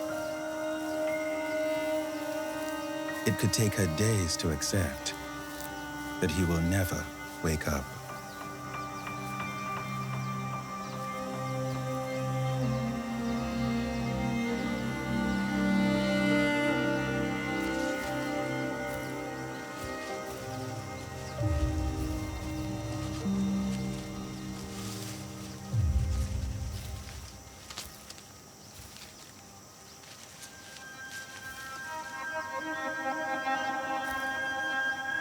Loci seems subdued, dejected. He was simply trying to create a better life for his new family when he led them into Matnoor's territory. He never thought he would end up with blood on his hands, and with so many of them traumatized.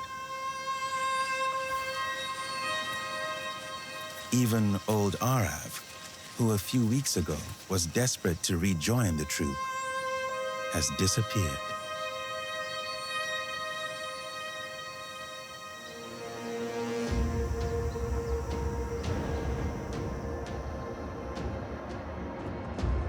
Over in street troop territory, the mood couldn't be more different.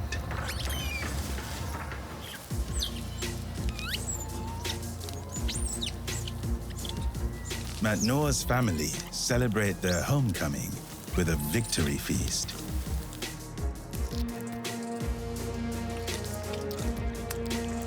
The Sisterhood tuck into the best plums at hand.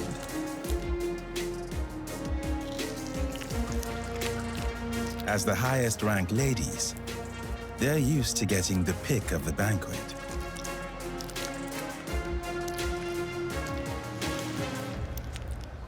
While the lowly, like Sara, make do with the leftovers.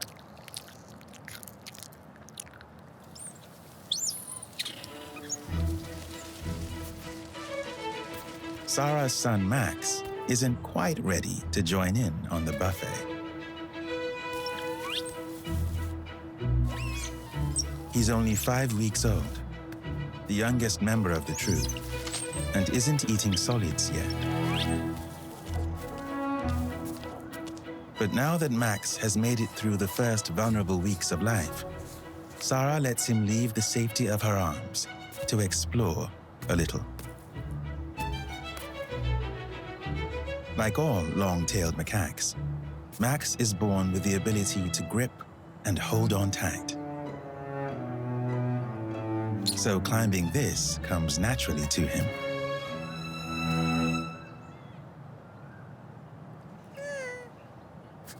Max is just one of the many children Matnoor has fathered during his long reign.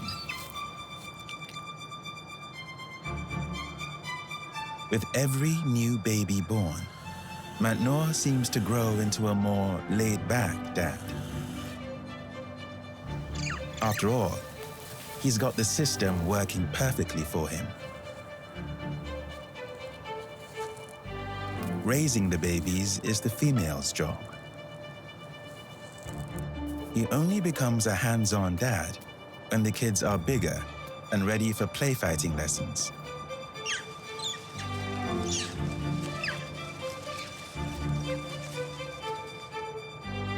Max is far too small to join in on the rough and tumble.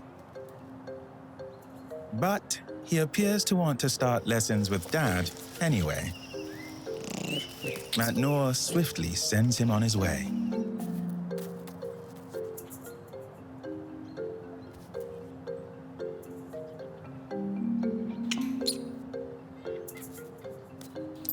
But Max seems to have inherited his dad's physical strength and willful personality.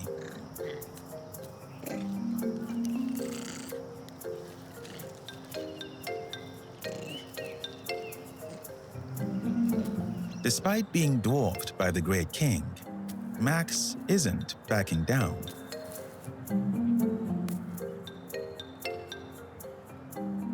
Sara steps in.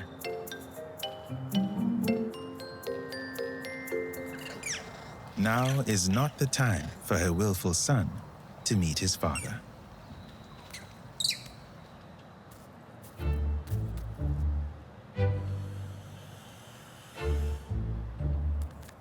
With Max at a more appropriate distance, Matnoor moves on to enjoy one of the perks of his alpha status: being pampered. As the top dog here, Matnoor is guaranteed to always get VIP treatment. Grooming is a way for a macaque to show loyalty and win favors. Everyone in the family wants to get their hands on their leader. After all, he dictates just about everything that happens within the troop. Getting on his good side can make life easier. Matnoor happily lets them compete to fuss over him. Being groomed feels a little like a massage. An excellent way to relax after this morning's battle. Ajit, the hero of the fight, also soaks up some pampering. As a reward for his loyalty, Matnoor sometimes allows him to father kids. But he's rarely allowed to do so with a high-status lady like this.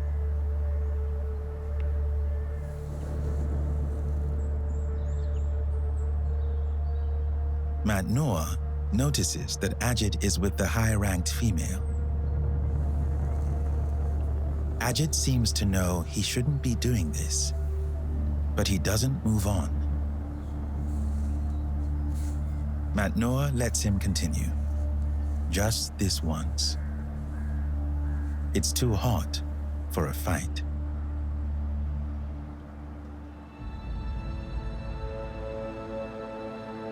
The island of Singapore lies just north of the equator. It's always hot here. But this year, the dry season is breaking records.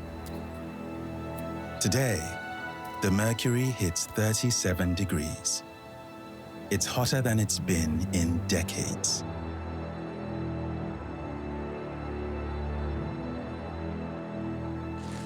Despite the heat wave, on the edge of the forest, in the street troops' territory, the bigger primates are out and about. Matnoor has a little more sense.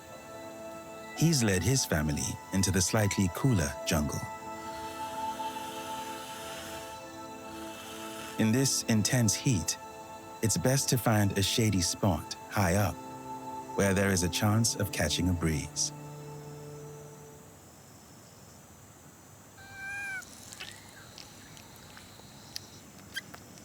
This new mom does her best to keep her 3-day-old baby hydrated and cool.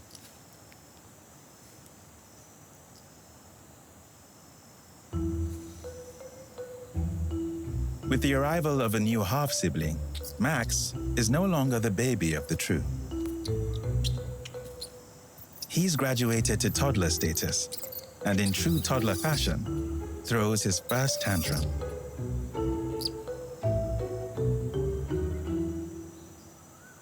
In this intense heat, he doesn't want to be held close by Mom. Sara isn't letting him roam around at this height. His climbing skills aren't that developed yet. He could easily fall. The rest of the troop would like to nap, but Max's outburst is making that impossible to do.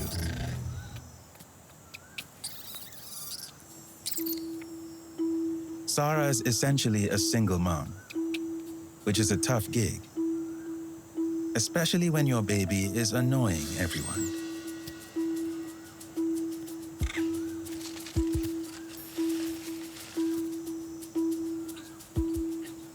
Max is now really pushing the troop's tolerance.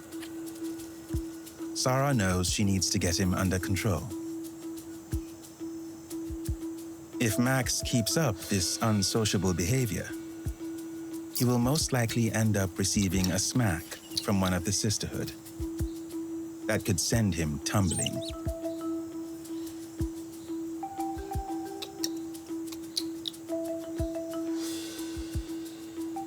Sara hustles her grumpy toddler out of harm's way.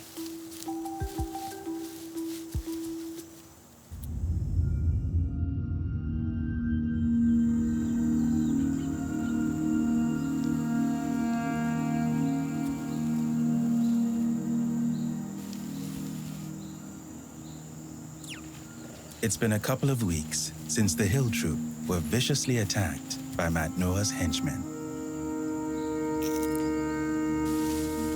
The family are gradually recovering and getting used to life back in the jungle.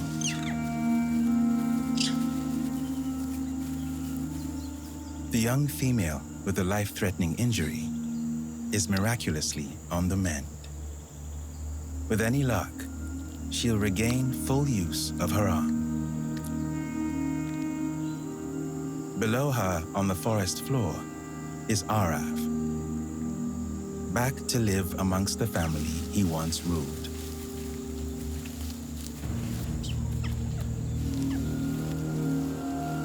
Close by is old Judith.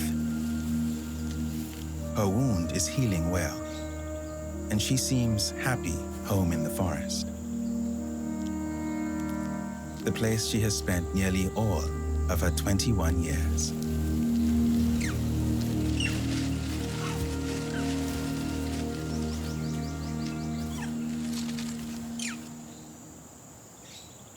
Loci keeps to himself this morning.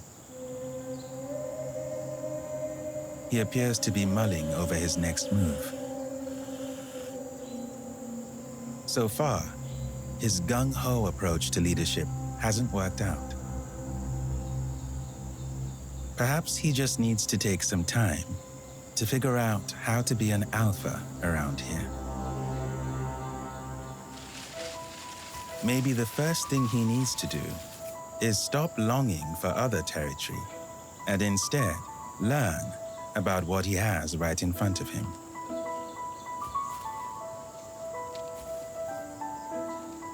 After all, the females have lived in this forest for years. They know how to survive here, no matter what the weather or season.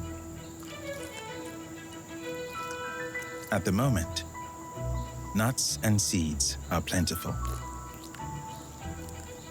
The troop fill their bellies. But unlike fruit, this meal has little moisture. Eating nuts is thirsty work.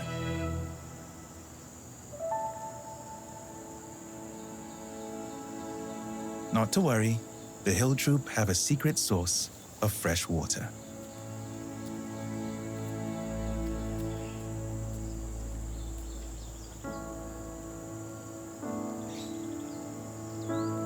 Tree hollows, scattered throughout the canopy, capture and hold rainwater.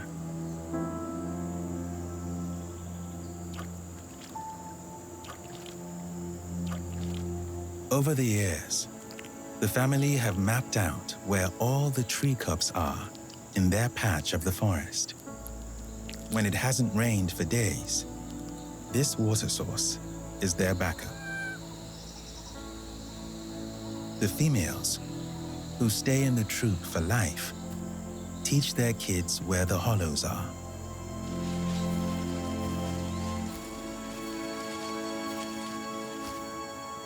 Now they're sharing this knowledge with Loci.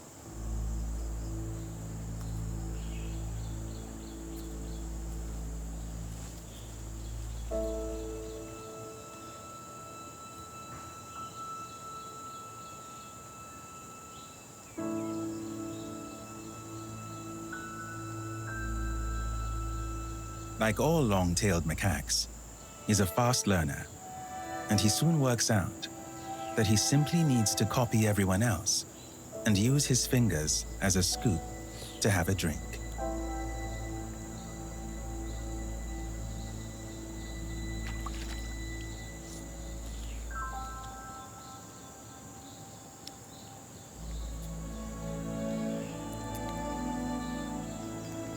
After weeks of making questionable decisions for his family, Loci is earning his place and coming to realize a good alpha can learn as he leads.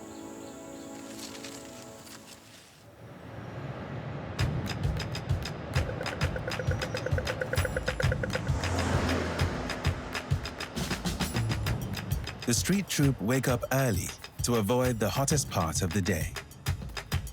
It's a safer time for the kids to play and make sure they don't overheat.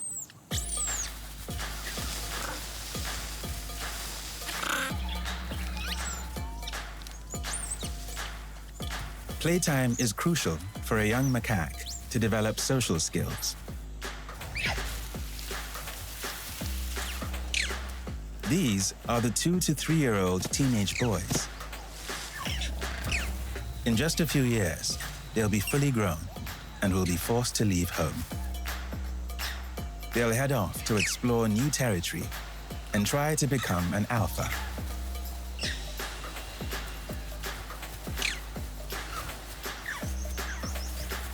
very few will succeed. There's simply not enough space or females for them all to become kings. Most will have to settle for being a henchman or a lifelong bachelor.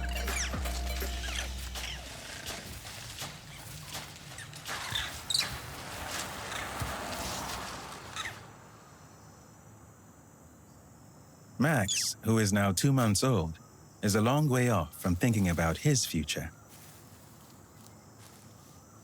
At this age, it's all about making friends and having a bit of fun together.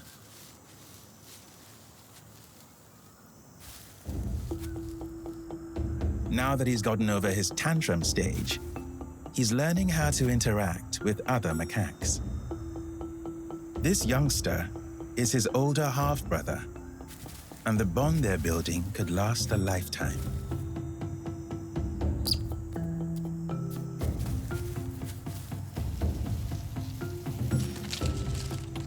There are other siblings to get to know as well.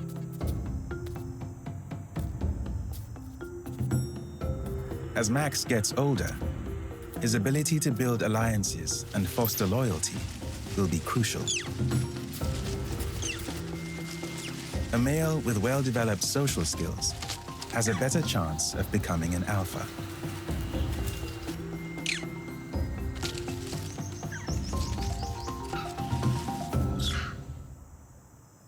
Matnoor has always excelled at monkey politics. He learned long ago how to keep his troop happy. In this kind of weather, the family want nothing more than to cool down.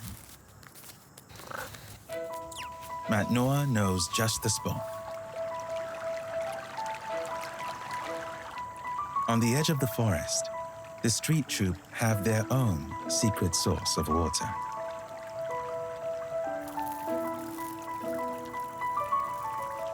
These channels form a part of Singapore's extensive drainage system. Matnoor brings the troop here when it gets unbearably hot.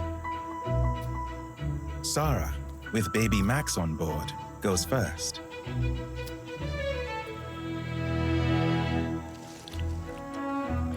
For once, her low ranking doesn't hold her back.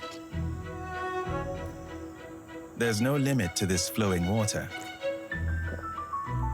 so she can drink as much as she likes. One by one, the rest of the troop head down to get their fill.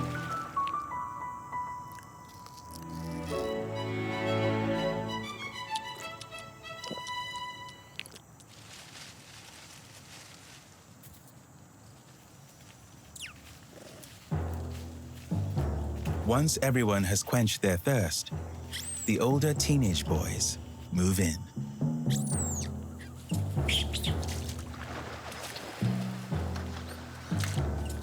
For them, this is much more than a drinking hole. It's Fight Club.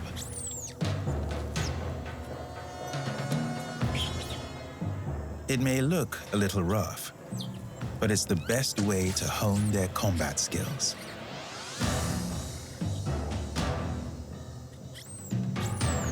A potential alpha needs to be an excellent fighter.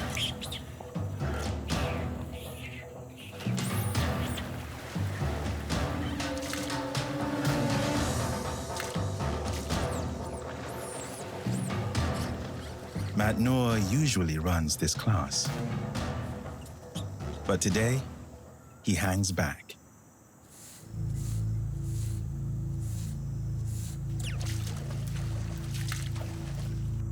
The weeks of intense heat have finally caught up with him. All he seems capable of doing right now is resting.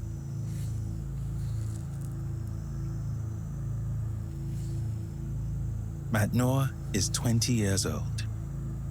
Most long-tailed macaques don't live much longer than this. He's held power for the last 8 years, but ruling a large troop takes its toll. Alphas usually only last half the time he has. They inevitably get ousted by a younger, fitter male who can arrive from the outside or rise up from within.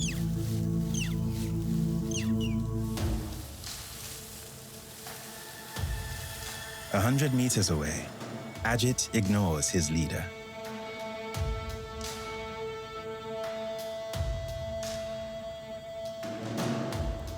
By spending more time with this high-ranked female, he sends a message to Matnoor. I want what you have.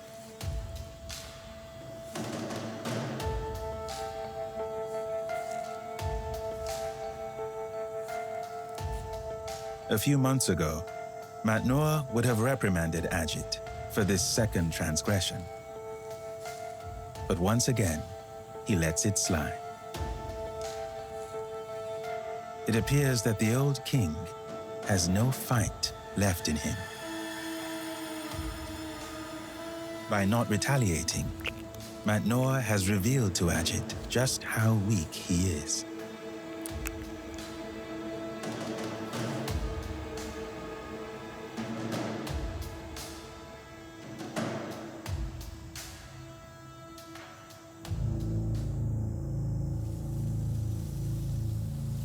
It doesn't take long for the rest of the family to notice the shift in dynamics. The street troop females are used to having a strong alpha who can protect them. Ajit has proven he is an excellent fighter. Matnoor's reign could be about to end.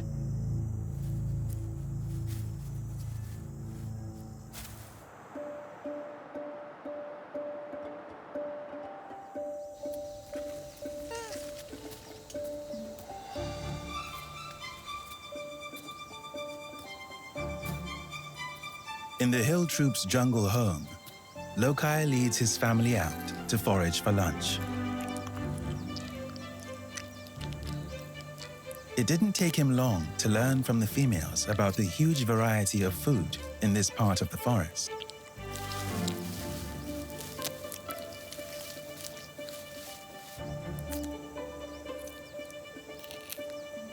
It's not like dining in Matnoor's home.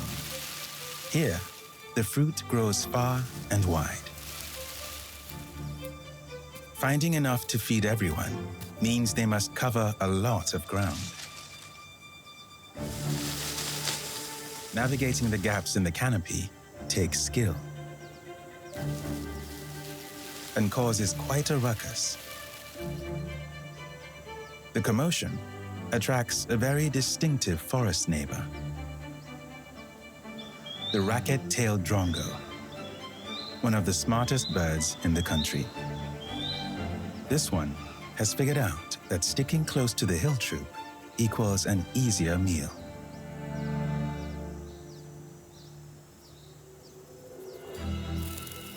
Small critters are hard to spot in the thick vegetation,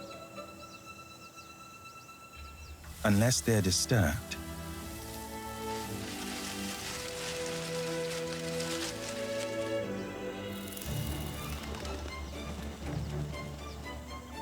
Following the macaques as they move around pays off in just a few minutes.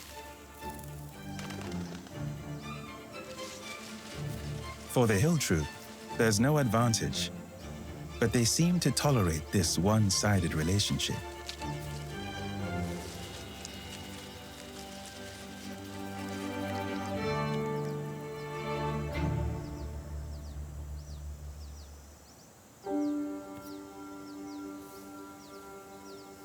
Below, on a forest hiking path, Loci looks very much at home. He also, finally, looks like an alpha. This is how a leader should be treated. Yasmin is one of the highest-ranked ladies in the troop. Having her support is a good sign for Loci. These past few weeks have been a tough time for him. He's had to combine leadership with learning. But he finally seems to be doing everything right.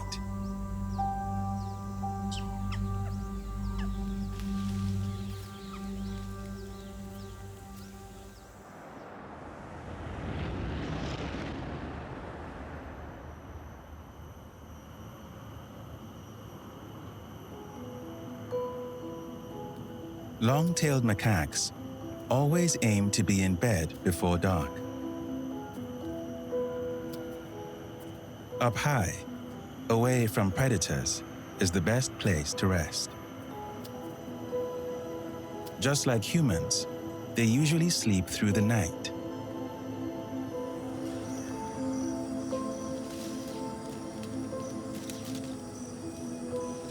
But back in the street troops' territory, the family are still awake.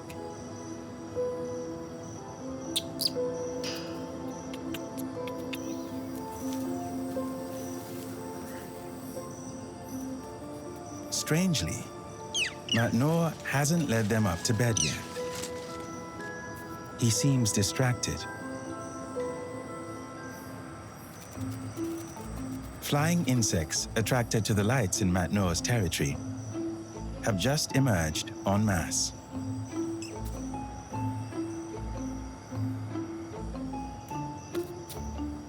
Bugs are a treat for a macaque.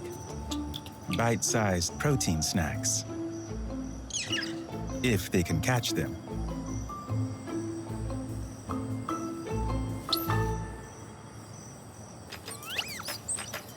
The teenagers try their luck, but they quickly turn what should have been a feast into a game. Sara keeps a firm hold on curious Max. He may be growing up fast, but he's not ready for this.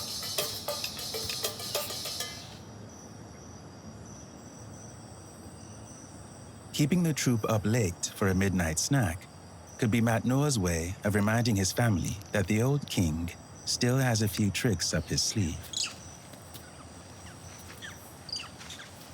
The kids, at least, seem impressed by this nighttime adventure. But it would be unwise to keep them up too late.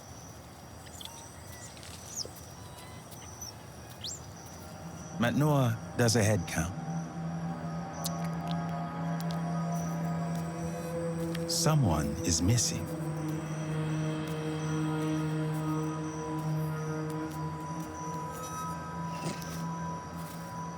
Under the cover of darkness, Ajit is with the high-ranked female.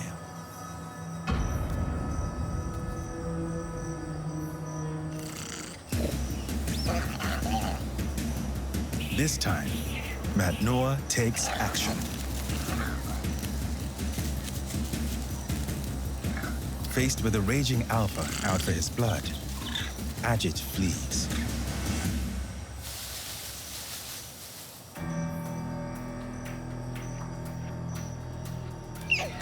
The street troop have stayed up all night. Matnoor is on the warpath. The sight of Ajit taking the next step with one of his high-ranked females breathed new life into the old king. Matnoor is now prepared to fight Ajit. But he can't find him anywhere around the streets. If Ajit comes back, Matnoor will be ready. Their long alliance has officially come to an end.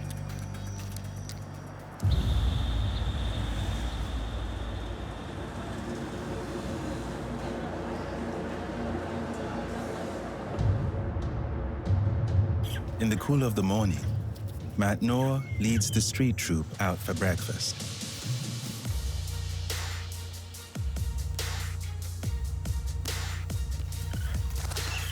The family haven't seen hair nor tail of Ajit since that fateful night. Matnoor is once again the undisputed king. And today, he's got a treat in store for his loyal subjects.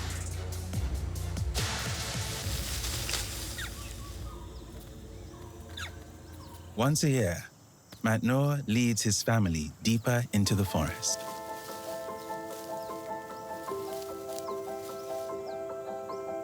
It's a journey that takes them through some of the most important wilderness in Singapore.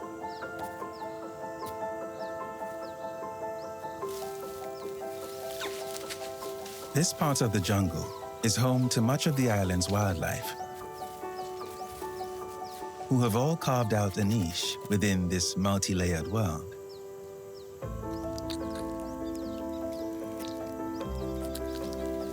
On the forest floor, huge wild boar and tiny mouse deer forage for fallen fruits and nuts. They are the ground dwellers. Above them, the cold-blooded residents warm up in the filtered sun. Higher up, a Malayan colugo tries to sleep. These creatures, around the size of a cat, are nocturnal. At night, they glide between the trees, foraging for fresh leaves. But by day, they disappear, blending in. The street troupe pass by, oblivious to their presence.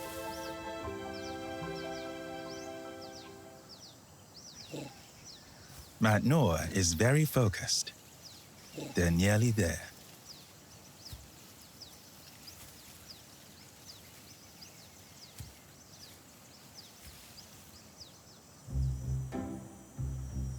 One of the world's most unique fruits is in season: durian.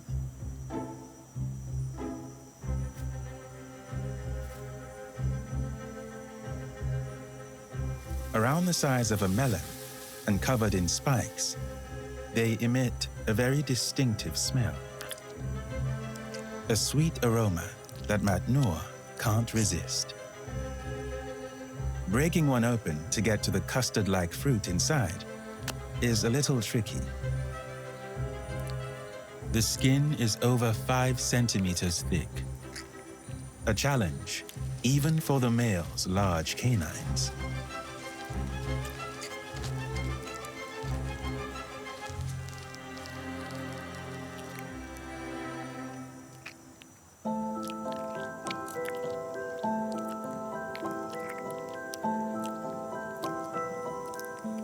A few hundred years ago, all the long-tailed macaques in Singapore were forest dwellers. But as houses and gardens were built increasingly close to their jungle, the macaques emerged to take advantage of easier food options. Their remarkable ability to adapt caused problems. In many parts of Southeast Asia, macaques are seen as pests. With forests disappearing and nowhere to go, they're being culled. Today, the species is globally endangered.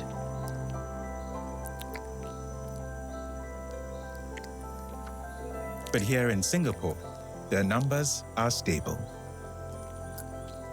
The bigger primates make an effort to conserve their jungle and live side by side with them, so that families like the street troupe can thrive.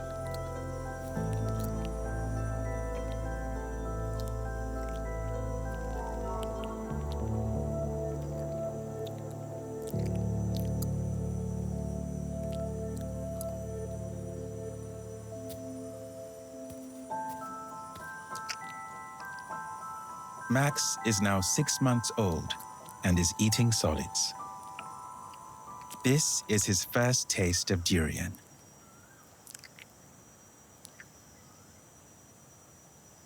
Protected by law, Max will hopefully live a long life here in Singapore.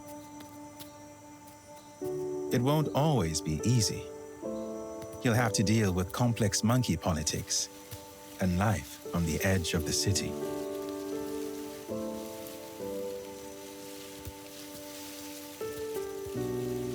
But for today, he gets to enjoy playtime in the jungle.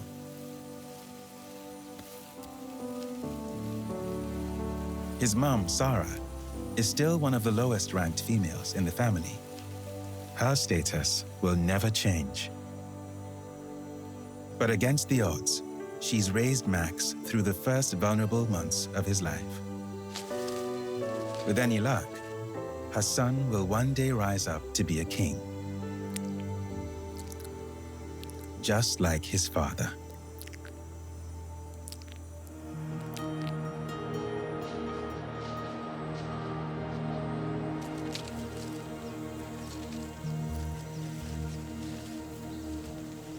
Deeper in the forest, Loci leads his family out to feed.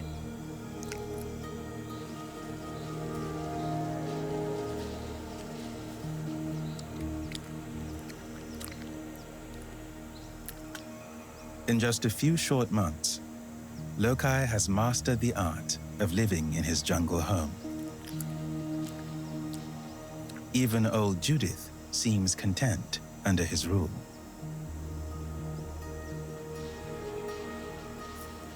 Yasmin, the high-ranked female, is heavily pregnant.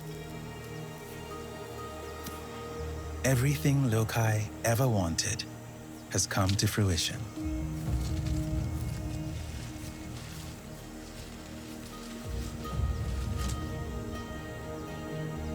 But Loci is a little uneasy today.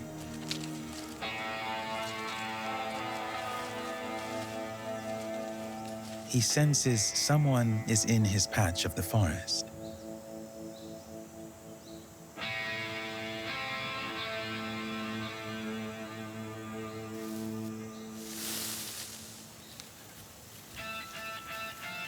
And he is right. A roaming male has just arrived into his territory. Ajit, the seasoned warrior, is looking for a new troop to take over. Loci has won his right to be an alpha. But his battle to hold on to his position has just begun.